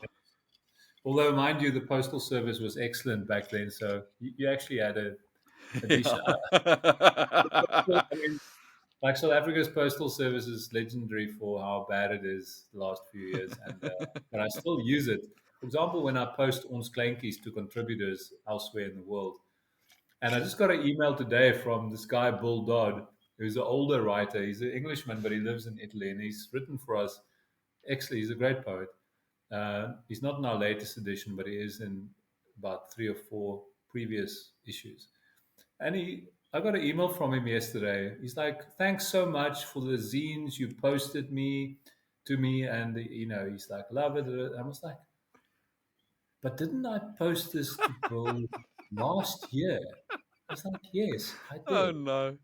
I posted because he was a contributor in the zine last year and the year before. So I posted 2 copies to Italy. Who knows where? I mean, this is airmail. We're talking airmail, right? It's crazy. I was at the post office the other day, and again, I wanted to send ons kleintjie to America, and the woman said, "Listen, this will take 2 to 3 months, even though it's airmail." I was like, Fucking hell. "Okay," because it lies somewhere in some warehouse in Joburg or wherever that before it gets on the airplane, there's a backlog, the eternal Yeah, backlog. backlog. So back in the 80s and 90s and even early 2000s, at least the postal service was much better from South Africa. So you could get probably a fairly, but I get your point. It is much easier to get that bit of home, and not just and conversations. Speaking to people on a sort of a video call is one thing, but also getting those sort of bits of culture, whether you miss like your favorite South African band and want to, watch a Fok of Blisikar video on YouTube Mm, or a whole concert, could be streamed even or whatever. Those are obviously things that even, 15 years ago, remember the only time I haven't spent a lot of time overseas, but and the only full year that I ever really lived overseas was 20 years ago, 2003. I lived in South Korea. I went to teach English there for a year. Um, and South Korea was amazingly connected. They were much, far more advanced internet at the time than South Africa did.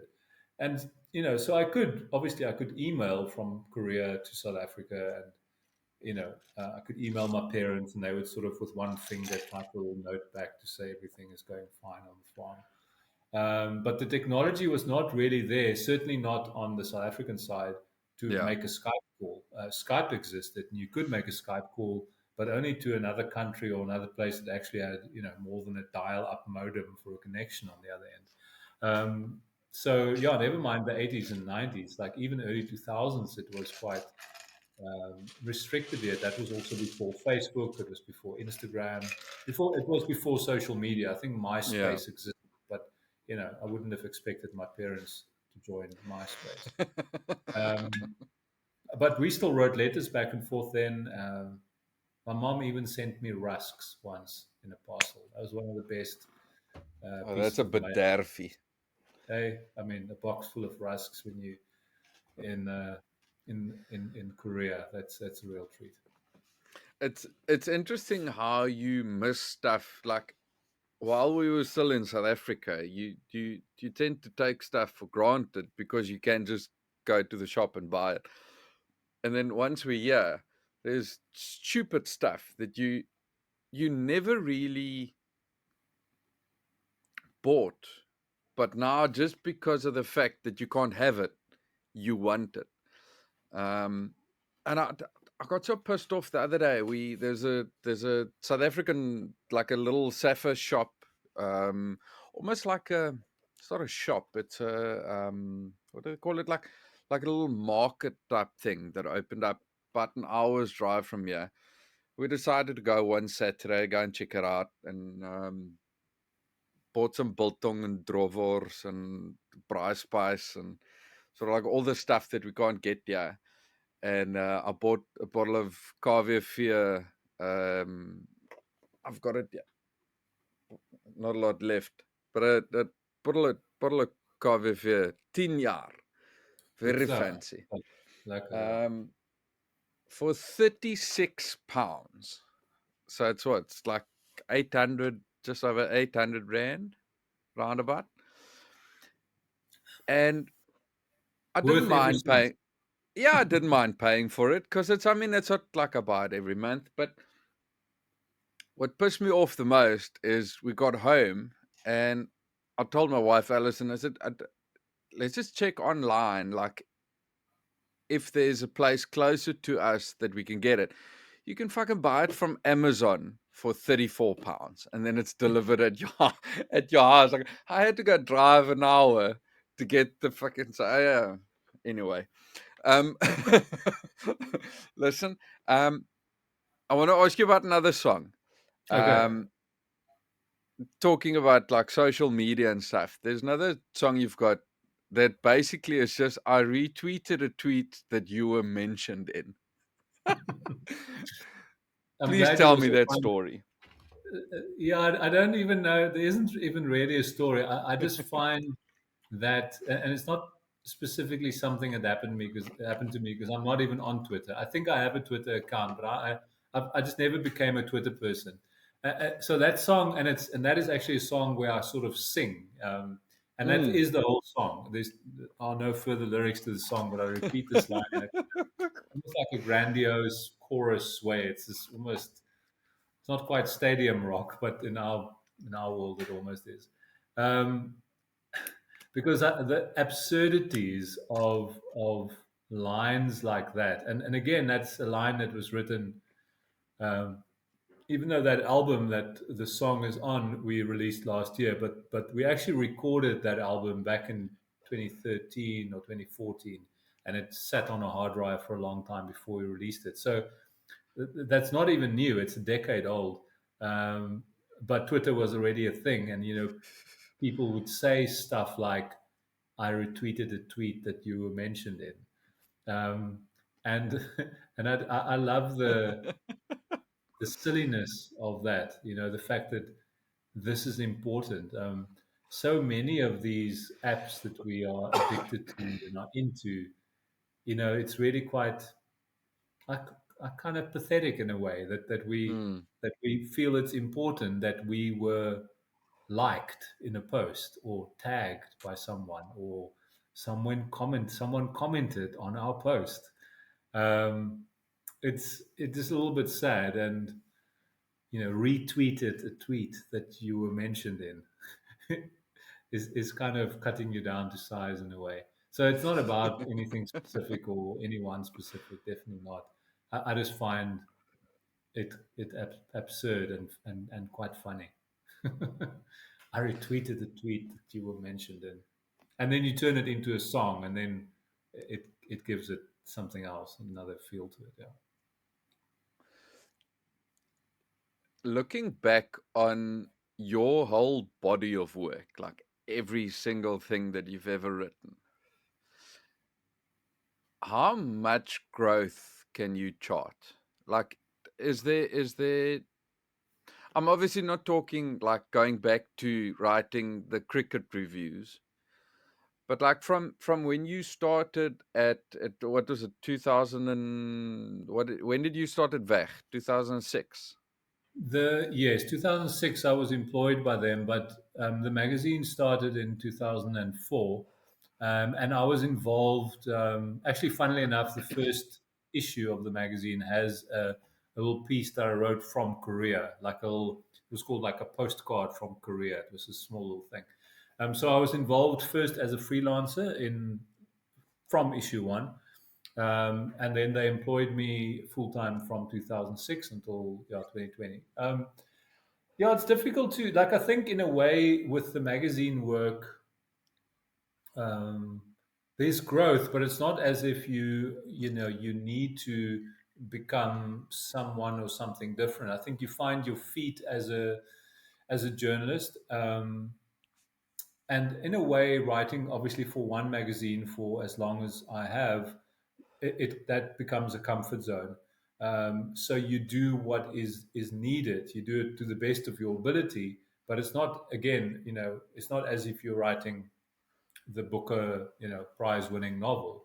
Um, it's travel journalism for a specific title, with a specific style and tone, and so on, that I've become skilled at. So the growth within the magazine writing, like, almost, it's not so much. I don't know. Maybe if one analyzes it in some way, but I don't know. It's not necessarily stylistically, or like, it's not necessarily that I look at my writing and I think every year I'm writing better and better. I mean, sometimes I look back at something I wrote 10 or 12 years ago and I'm like, whoa, this was good. I was funny. And then I think, why am I not so funny now? What's going on here? So I think it goes up and down, and you do go through more creative stages in your career, especially if you sort of have kept that within a certain silo, in a way, like I have worked just for one title for so long.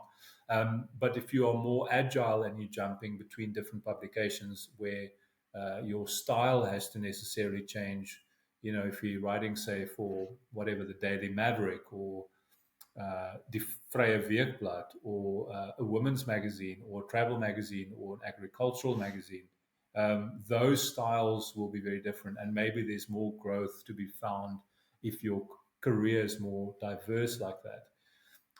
The same, in a way, applies to the poetry that I write. I've definitely had more creative phases than I am enjoying right now. I think the growth for me, if I can stand back a little bit and look at it objectively, is more about um, like a kind of confidence that comes with doing something for such a long time. That I Mm. feel now that, and I actually weirdly did this the other day when I was doing the hike. Um, on the last day or two, there was this is part of the Rim of Africa. It's quite an amazing hike. If you don't know it, you must look it up. It's a long hike that starts up in the Pakhuis Pass near Clan William, and it is done between mid-September and mid-November, or late November, and it goes all the way down to George, to Nikwas, and they hike along the Rim of Africa, along the Cape Fold Mountains. There are 9 different stages, sections of this hike called traverses, and I hiked the 7th traverse between Barrydale and Riversdale. And the sort of tradition in the hike is that when your group finishes and the next group starts, there's a little handover ceremony, not a ceremony, but and that can be anything. You just kind of wish the next group good luck because you meet them. You end your week-long hike at a certain point, and the next group, they get dropped off there and they start their hike from there. Okay. And the hike before us um, came up with this amazing song. It was like an adaptation of a Paul Simon song, I think. We didn't quite get musical on it, but we decided that I would write a poem um, about our experiences, and we will wish the next group of hikers good luck by reading them this poem. And we would each write, I would write it all, but everyone would read a little quatrain or 5 lines or whatever it Okay. was. Um, so it was a little assignment that I had to do, and I didn't even take a notebook, so I only had my cell phone. So sort of at night in my tent, in like Notepad or whatever it is, I just wrote this poem, with 11 parts of 5 lines each, addressing different aspects of our hike and this sort of wilderness. Um, and I quite like that. And I think that's something that comes with doing something for a long time, is that you are confident in your little skill set. Maybe it hasn't uh, blossomed in all the different direction that it could have, but if you're good at this certain skill set, you can sort of crunch it out in 5 minutes or an evening or two when you really need to. Um, I think maybe that's where I can see more of my growth over the years, and being confident in. I'm not the editor of the magazine, but I edit some of our special editions, like I mentioned earlier, like we do an edition on Botswana and one on the Karoo, for example, and not always necessarily writing everything, but your role as an editor is more pulling different writers work together, packaging, editing it in a certain way so that it becomes a good article, or one that makes sense, or one that works within the context of the publication. So I think my growth has been more in that sense, rather than becoming a more and more creative, or even better writer. Like it's more about the application of those skills and having the confidence to do it, um, in different contexts, and bound to deadlines or whatever it might be. Um, yeah, I think I still have a lot to grow, and maybe outside of doing travel journalism or for one publication, there are other things I think that I maybe should be writing and should experiment with more, that I haven't given the time to do. So I think there's a lot to uh, Like what? Sorry, I just want to interject there, but like what? I think simply by trying to write a different kind of, it can still be travel, but if I decide to say write a travel book rather than just a travel article of 3,000 words, those will end up being very different things. So, and those are things I've not explored much, but maybe I should. Or I've written a novel or novella, really, long time ago, 15 years ago, probably. Naviek. Exactly, Norvik. And that's the only that kind of fiction that I've really attempted to write, but maybe I should try and write it again, or something again. So I Can think I there's can there's I a lot for me still to do. Yeah. can I ask you at Narvik? Now, obviously, I found Narvik last night. I found Narvik at 12:15 this morning, to be honest. So I did not read this Narvik. I read a little bit about it,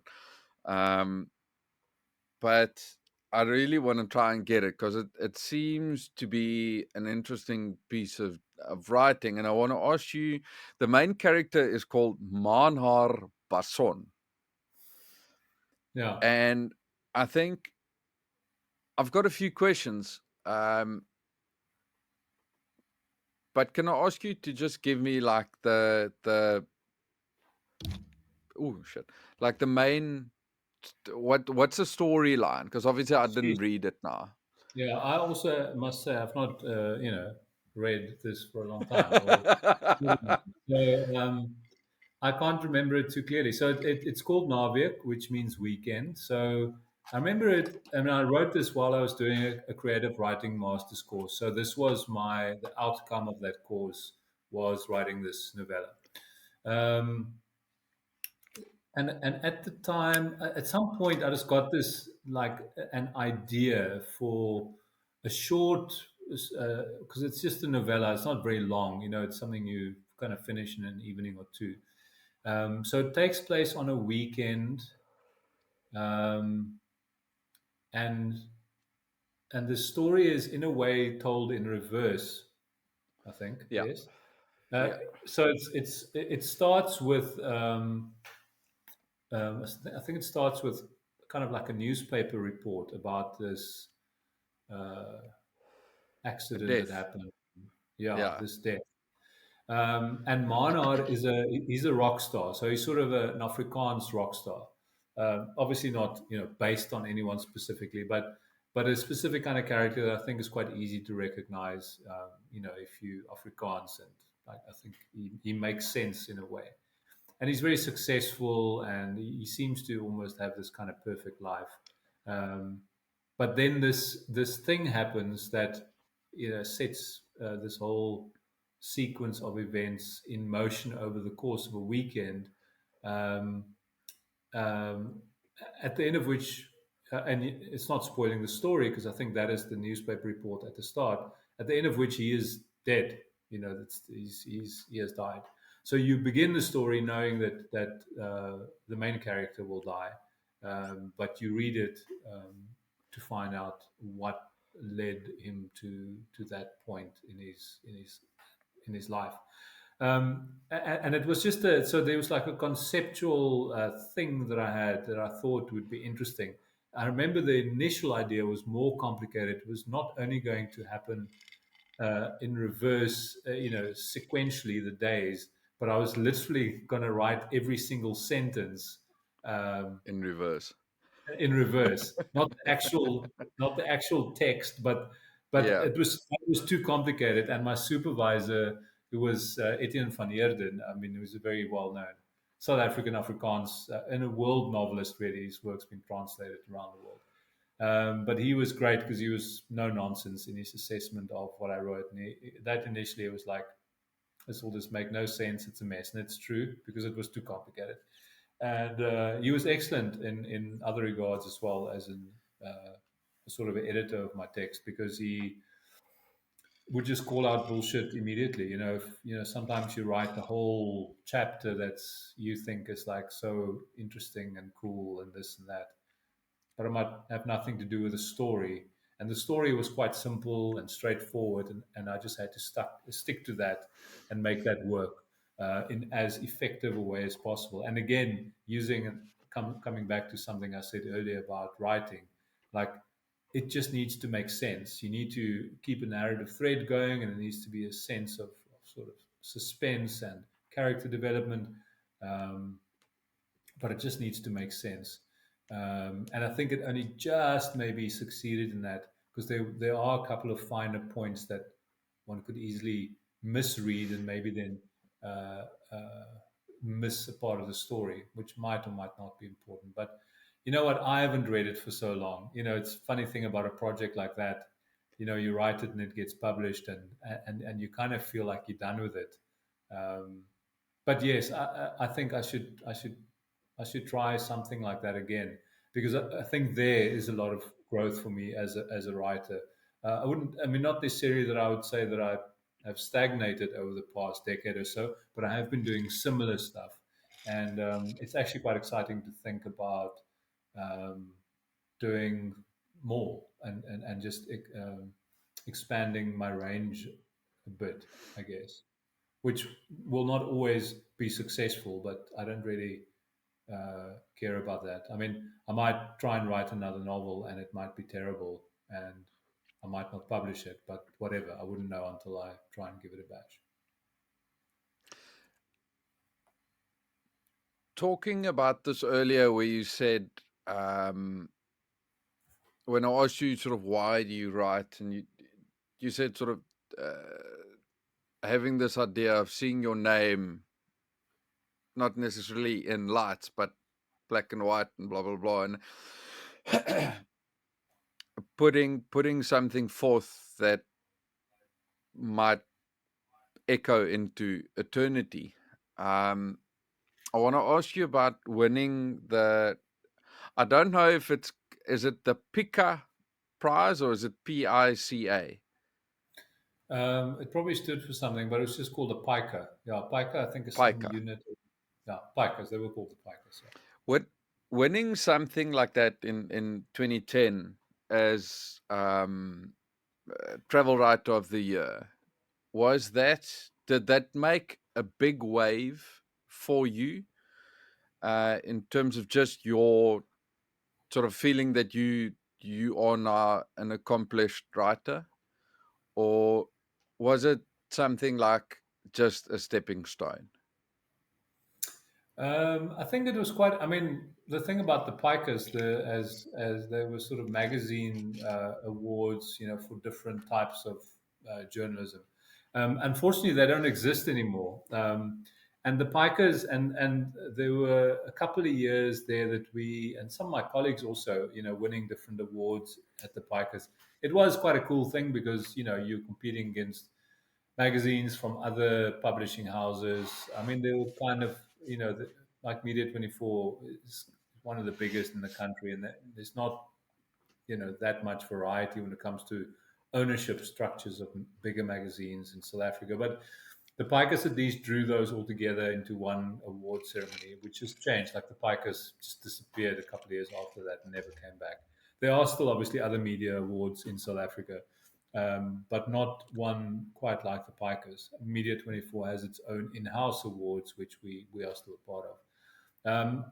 I've never, like, as much as it is that one enjoys winning an award, especially if it comes with a cash prize of some sort that you can do something useful with. I'm not a big fan of awards for anything in a way. It is great because it gives you confidence that what you're doing is good and that it is appreciated, and it maybe gives you a certain stature within your community It's of like validation. validation is a better way. I'm looking for the words here. Um, but at the same time, because I've also been on the other side of competitions where you're a judge or a guest judge and you're one of the people assessing material. Um, and it really is like that with any prize. I mean, that's why, when they award the Oscars or the Grammys or whatever, it's like everything has its set of, its sort of structure that leads to a certain outcome, and the winner is so and so. Um, and the people judging that, they all very subjective. They all have their opinions. And if you ask three other people to be the judges, they'll come up with a different winner and so on. So it's cool, and I appreciate it. Winning the odd award in my career up to this point, um, but it isn't the be all and end all. The be all and end all actually is like good old like grind. Like do that work and do it again and do it again and do it again. Do that work also maybe in a month or a day or a week when you're not enjoying it that much, but still do that work. Like still do that work that makes a good magazine at the end of the month.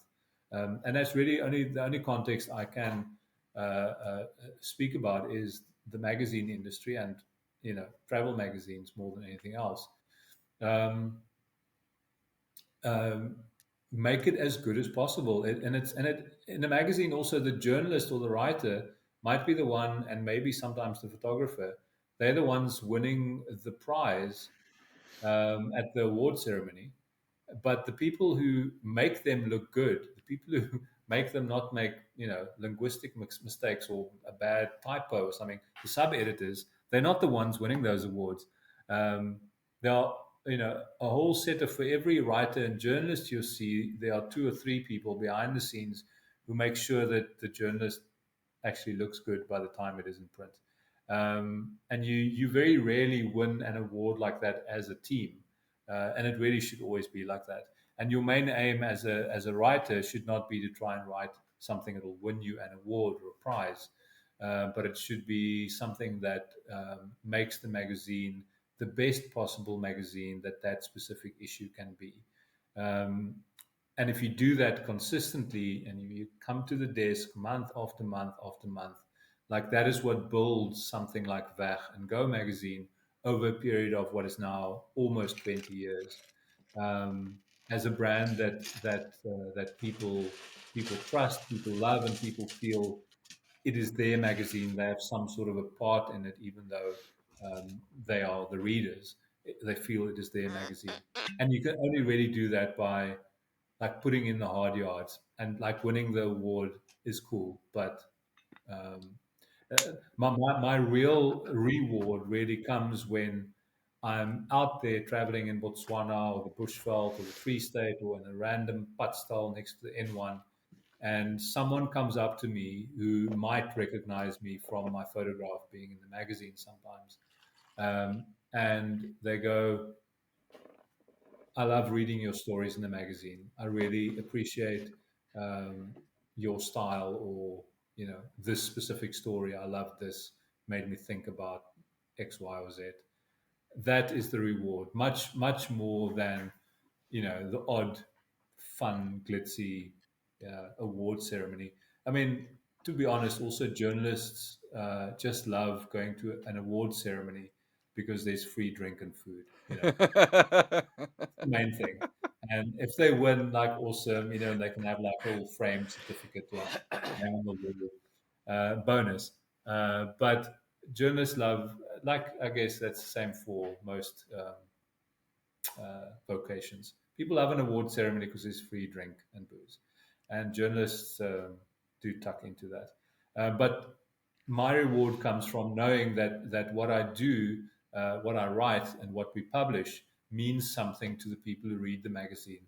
They don't read it and discard it or think lightly of it. They take it seriously and they will check up on you. You know, if I write an article, and I've made many silly mistakes that have made it through to, you know, being printed, there's a reader or 10 who will find that mistake and they will send you a letter, not to be nasty or anything, but to point out the fact that you have made a mistake in their magazine and they feel Yeah. offended by it because it is my job to make that magazine as good and accurate as possible. And if I'm making a silly mistake, you know, through some careless research or just a little, you know, a brain fart, really, which is mostly where a silly mistake comes in, it's not good enough, and they will tell you. And that is great. Like for someone to take the time to write you that letter, to point that out to you, that's amazing. Like that's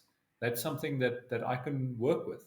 Like I can improve this the next time. I'll make sure I don't make that mistake again. Um, so that's where the real reward is. That's where the job satisfaction is. Um, it, and I'm lucky that I meet a lot of our readers when I'm traveling. Sometimes I go on tour with them when we do these organized tours. Many of them are our readers, and that's great. We're sitting around a campfire. We're enjoying the same things. You know, camping under the stars, cooking on a fire. You know, having coffee in the morning, um, and that sort of shared love for, you know, exploring and traveling and just being outside. That's really uh, what it's all about. And I know they will check up on me. You know, I can't make that mistake in the magazine because it will annoy them. It'll piss them off. There was in one of the in one of the episodes that I listened to you guys at Weg, one of your podcast episodes. Uh, I'm not sure if it was you or one of the other guys that said there was. I think there was a story that you guys put out about. I want to say it was somewhere in the West Coast, but I can't remember now. About a camping area that the guy said like the last three parking spaces have got grass on it, and there was one guy writing and saying that it doesn't have grass. There's no grass, and then you guys supplied him with photos going, there is grass. Here's the photos. There's grass in this camping area. And he just went, I've been there. There's no grass. Done. And it was this whole back and forth. But I do think that is sort of like the kiff thing about it is you've got, as you said now, you've got that interaction. It's not just you writing something and letting it go into the void of Mm, existence. mm, mm. It's you've got, I mean, if I remember correctly, I think one of you guys said you've got about 100,000. Is it 100,000? I think it's about 100,000. Um, uh, Obviously, this is now back in, I think it was 2016, 2017. About 100,000 issues going out, or whatever you call it. Um, Yeah, and I and mean, it it's less is, than that now. Like when if you're talking about issues sold, you know, per issue of the magazine, like we're now at about, I think about maybe 46,000. But the readership itself, but that's only talking back and go. Obviously, if you add our sister titles, it does become closer to yeah. 100,000. But the readership obviously is much bigger because one magazine ends up being read by like six people or something. I forget what the stats are. But it is cool for me that you guys do have that back and forth where and for me it was very interesting listening because you've got that little listening to you guys talking about the inside business of writing these articles. There's a lot of stuff that me that used to be a subscriber when I was in South Africa, used to be a subscriber to the VEG. There's a lot of stuff that I don't actually think of um, that goes into writing something like that, like going to a camping site and making sure that there's an electrical point close to where you parked, or that they've got hot water, Yeah, or yeah. that there's one thing that I found quite funny was that the super tube was actually working, and you guys had to have a photo of a working super tube, but you went. you went there out of season, so you had to go Yeah, find the groundskeeper to start up the super tube, because you can't take a picture of a dry super tube because it just no, looks it's so. boring. I needed to. And This must be water in it. Yeah, it it's is. there's so much, I think, that goes into writing these stories that we as the consumers don't think about. And it's another thing that I did not think about is you guys go to a lot of these places out of season because you need the story to be sort of in print before it's in season, so that people Yeah, can read about it before they go there. yeah. I mean, we need to travel also when it suits our own schedule. So I can't always be traveling around. Uh, you know, uh, yeah. I mean, a good example is, or maybe two examples, like something like summer holidays. When it's summer holidays now in December, we will finish our last magazine for the year. Well, our December January issue is already printed and will be on shelf probably tomorrow. But our next issue, the February March issue, we are busy working on right now, and we will finish that before Christmas. Well, before about the 16th as well. Even though it'll only go to print in January. But then we also take a holiday. We're not going to go out in December and hang out at beaches and report on it. We're going to, if we go to the beach, we're also just going to the beach to have a holiday. So you can't always do it in holiday season. Holiday season is the best time, and sometimes accidentally you overlap and you do encounter tourists.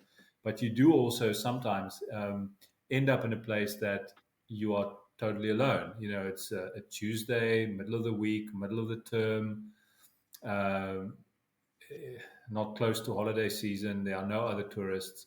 So we often have to make do with, especially when it comes to taking the photographs, like that example. I can't remember who the super tube example was from. It wasn't from me, but it's hilarious. But that is really an extreme example of it. But you might be by yourself at a small provincial nature reserve, and you can't just take photographs. Like, we often include people in our photographs because showing someone camping there is easier for a reader to engage with. Showing someone standing at a view site, looking out or taking a photo, is easier for you to place yourself in that person's position. So often, very, very often, I would be alone in a campsite or at a view site or whatever. But I do need a person in my photograph, but there are no other Hmm. people around. It's just me. So very often, and it is kind of an inside joke, I will put the camera on a tripod and I will then walk to the viewpoint and stand over here and look at this vista and pretend to whatever, hold my binoculars and look at it. And back there, my timer goes off 10 seconds. I'm taking 3 photographs and I go back and I check it out. I'm often taking pictures of myself basically because there's no one else to take a There's picture no one of. else. Um, and the extreme of, I've never quite done one like this, but I remember one of my colleagues years ago had one of himself in the bush shower. You just saw like his head above the kind of reed enclosure, and he's like in the shower. Great photograph. Respect for doing that. So you often have to improvise, quite a lot just to be able to get the photographs that you need and the information that you need and so on. But whatever, that is part of the job. And some things, I mean, most of what we do is fairly timeless. There's a certain time of year when we normally have something to do with flower season. So wildflower season in South Africa, in the Northern Cape, Namaqualand, that area, West Coast. That's August, September. But obviously, if I go in August and write a story, it's too late to be published because it needs to be in the magazine already that month. So that's something we might work a year ahead. We might send someone this year in August to research the Nieuwoudtville area for flowers and where to see the best flowers. But that might only be published next Next year. August issue or whatever it is. Yeah. Um, but a lot of the other stuff is timeless, and certainly when you travel to a place like Namibia or Botswana, there are always tourists there. Maybe some places less than others, but If not South African tourists, you will have foreign tourists, Europeans who travel around Botswana, Namibia, just like South Africans do with a rooftop tent and whatever camping. So you'll generally always find someone in the bigger places, at least. Yeah. Toast.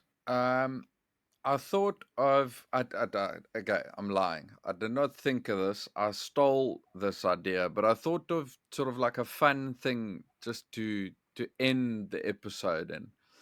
Um, I've got two questions that I want to ask you that I thought would be very interesting to ask you because you are so well traveled.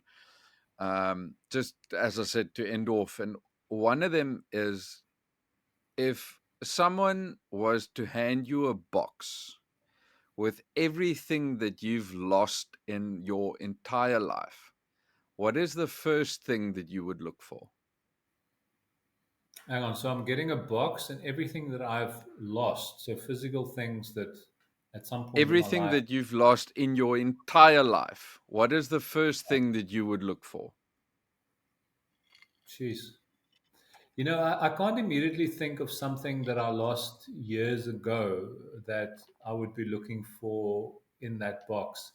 I mean, like unfortunately, I have like a very good recent example of stuff that I've lost that I would like to be in that box. Where I live here in Stanford, the house that I actually stay in got flooded. There was like a crazy uh, flood in September that submerged a whole part of town that's sort of in the lower lying part. And I lost, I mean, I've recovered some of it, but most of it's just ruined. Actually, my archive of 35 millimeter negatives, of which I have met a lot, most of it dating from, the 90s into the sort of mid 2000s. That's where at that point I did switch over mostly to digital photographs. But um, that I would love to have that archive back and intact and undamaged. And it's sadly something that, like some of that stuff got scanned over the years, but most of it not. You keep thinking you'll return to it at some point later.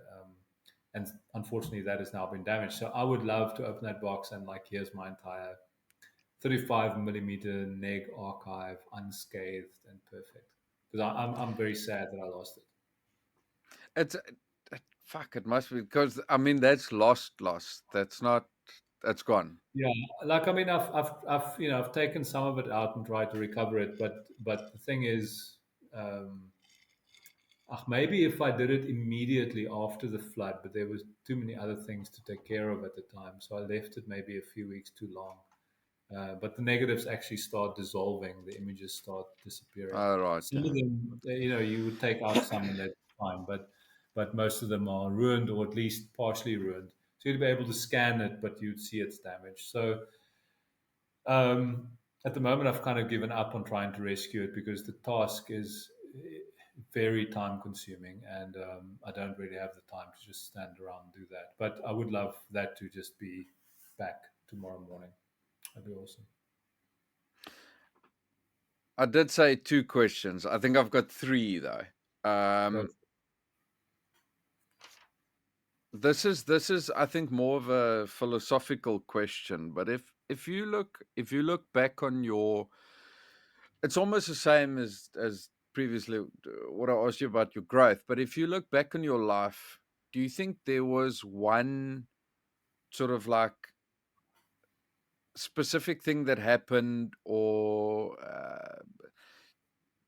one thing that you can contribute to the person that you are today? Like, is there one massive happening in your life that made you change quite a bit in terms of fucking anything? This is a very broad question, but I feel like, oh, because you are so well traveled, I specifically wanted to ask you this question. It's a quote that I think I have quoted it before on the podcast. I can't remember, but it is quite amazing for me. It's um, travel is fatal to prejudice, bigotry, and narrow-mindedness.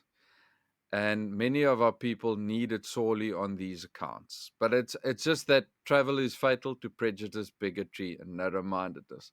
And I've given a Mm. lot of thought to the specific question because I've always thought my my move to the UK is a different move because it's South Africa is quite European in a sense of moving here. I do not really eat different food. It's the same fucking food. We speak English. It's not, but you've gone to a lot of different places where people don't understand Afrikaans. Mostly don't understand English. Has that been as that quote says? Has that been a um, a fatal prejudice in terms of has it eliminated a lot of thoughts or has it Mm. um, Yeah, boldened a lot of thoughts? yeah. I think, um, and it's funny. I mean, I haven't. I mean, and in that specific context, if we're just talking about travel, rather necessarily about other things in life, because I would also bring in, and I'll come back to the travel part now, but um, even for me, just like going to university. I mean, I grew up in the Platteland and went to school there, and like grew up on a farm and boarding school and so on. But then going to university in Grahamstown in the late 1990s was definitely one of the first kind of mind blowing, mind sort of expanding experiences in my life that, yeah, definitely I think um, helped to form who I would become, and I'm still, I mean, one you're never quite stagnant. You're always changing and becoming someone or something else. It's, I guess, one of the mysteries of life is that we can, occasionally look at the mirror or at ourselves on a screen like this and ask, well, who are we really? And university was amazing because I met people from around South Africa, people from elsewhere in Africa for the first time, really, that I could engage with. We were all in the same, boat. We were all at university studying journalism or drama or English or whatever we were studying, working at the student radio station. I would meet people who were from Joburg and who were from Zimbabwe and Uganda and Cape Town or whatever, like places that I had, didn't really know people before, but now we were sort of equals in this place and interested in the same place, interested in the same things and stimulating one another in those interests. Um, like that and university is also great because it's not a fleeting thing. It's 3 or 4 years that you have time to grow and develop and overlap with all these different new friends, and certainly my closest friends today are people I know from university. um, when it comes to travel, I mean, I think, yeah, it does go without saying that when you travel, and it's not necessarily, you were talking now about traveling to a place maybe where people can't speak English or Afrikaans or whatever language you are speaking. It really, and maybe it's more so in a context like South Africa, and I kind of experienced it just yesterday. So in Stanford, where I live, um, like many South African towns, it is still structured in a way that the apartheid legislation over decades structured most of our towns. And you'll know you're talking about Beaufort Yeah, West and definitely. Yeah. Grafrenet and Cradock. There are the older town part of towns, like the sort of center of town. That was always the kind of white town.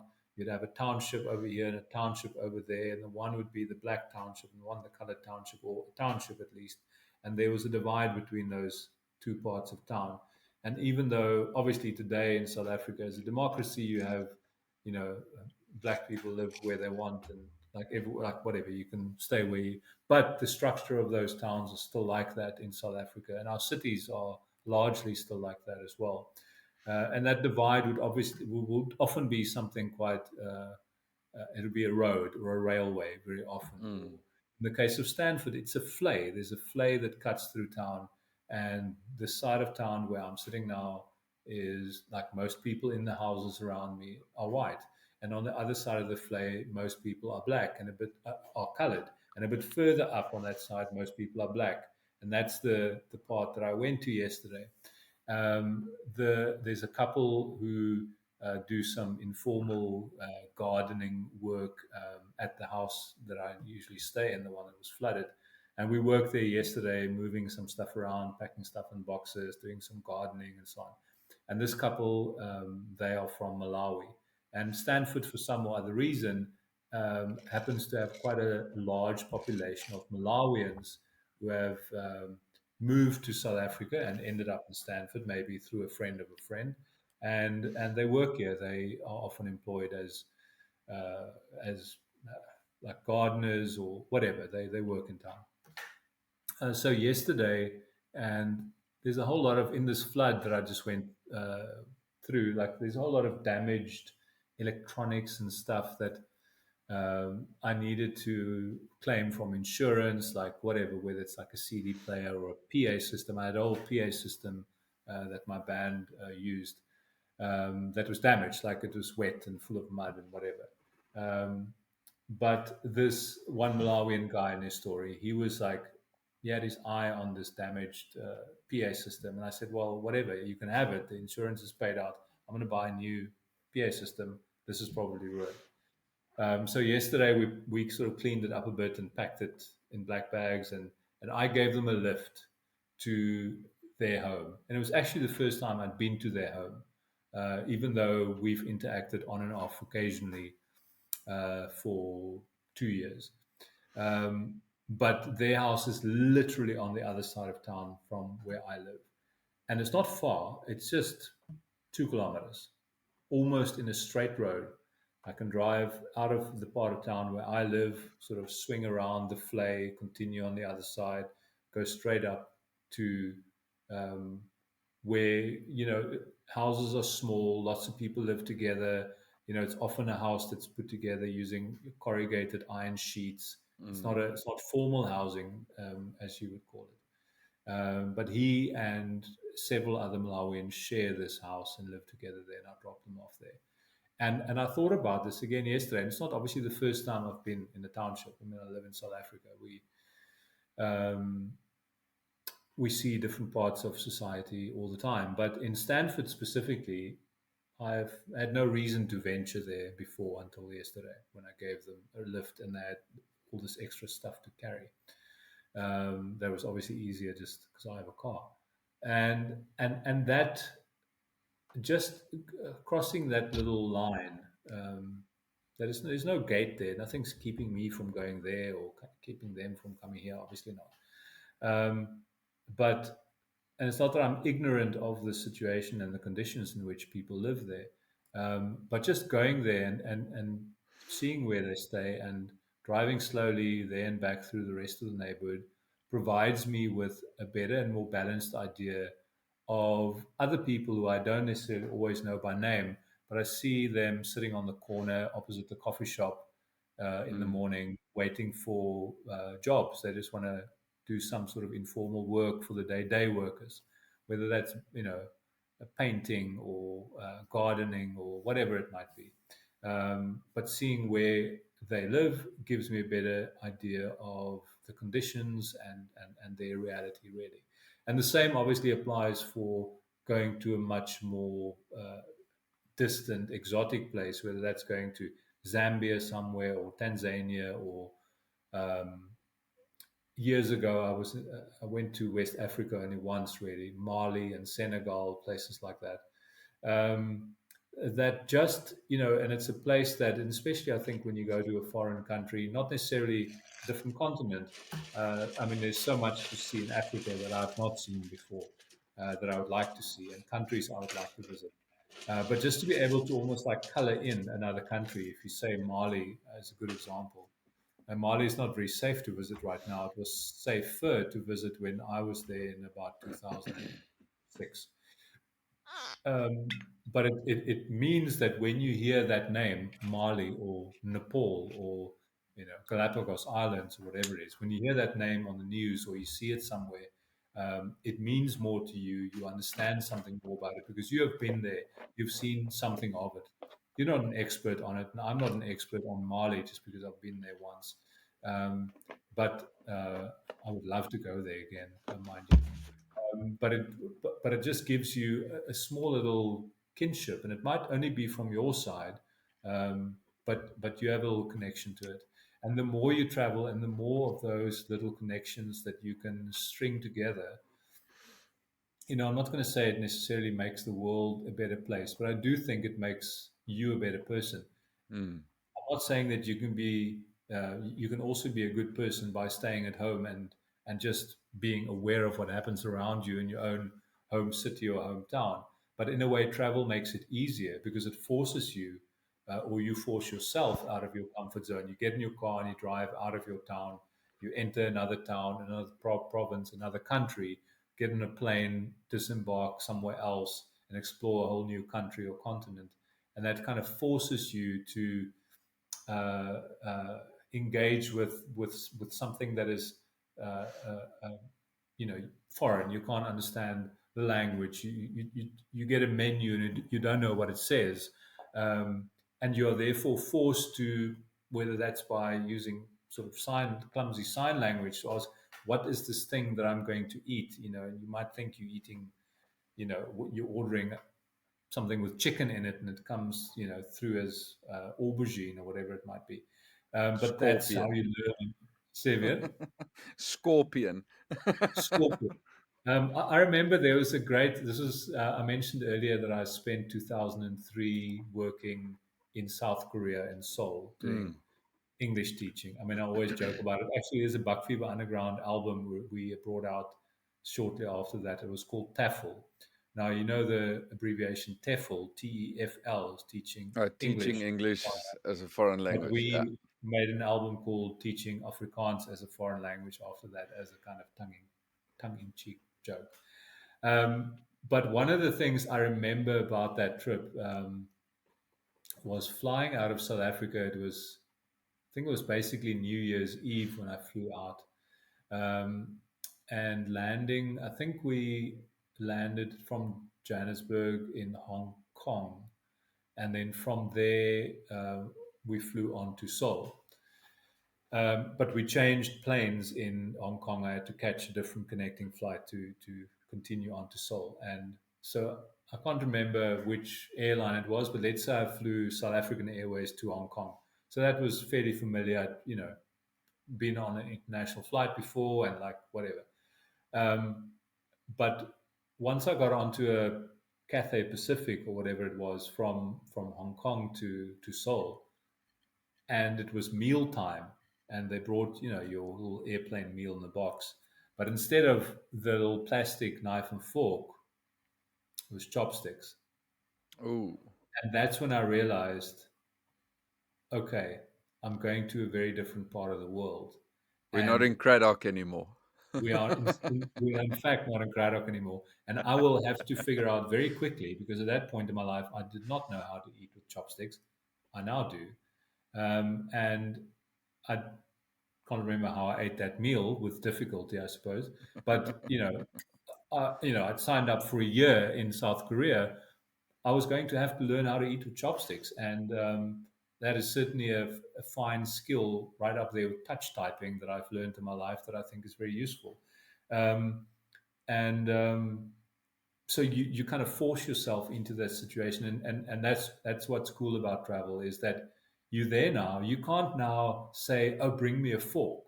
I mean, you can, and Yeah. they'll probably bring you a fork, but you'll just be that irritating foreigner who can't Yeah. deal with whatever. Just try. It might be difficult, and maybe the food you order isn't what you expected it to be, but eat it. you know like, experience something different. um, I love that about travel. And yeah, like I say, I'm not saying that you can't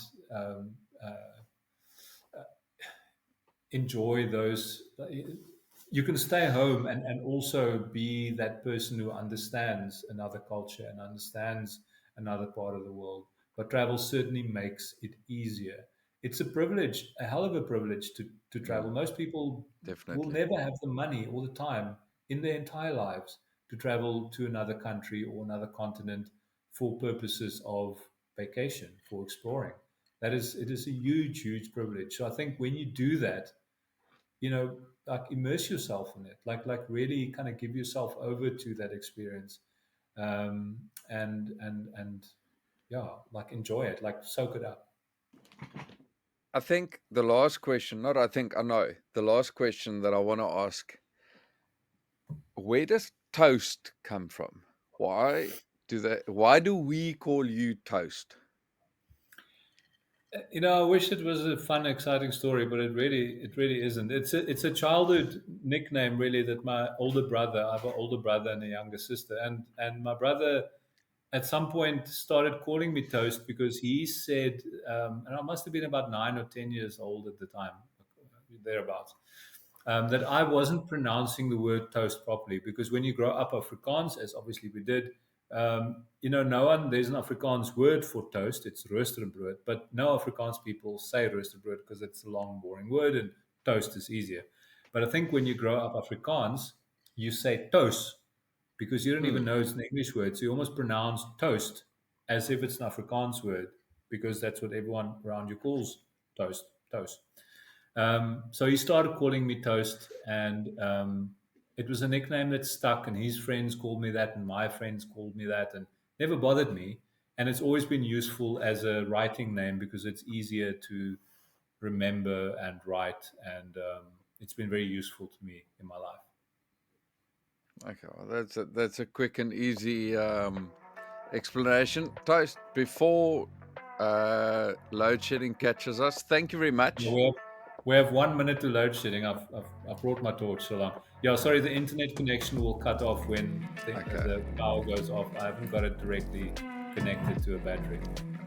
Well, thank you very much for your time. I will put Thank you. all of your connections, all of your links, I'll put in the description. Thank you very much. It's been fun. And I've got 75 more questions, so we'll definitely have to do Yes, another episode. thank you so much. I've had a good time as well. I got quite drunk here in the last hour, but it was great fun. Thank you very much. Cheers. That's what we do here at the Cutthroat Chronicles. Thank you, man. Thanks, Philip. Appreciate it. Cheers, bud. Ciao.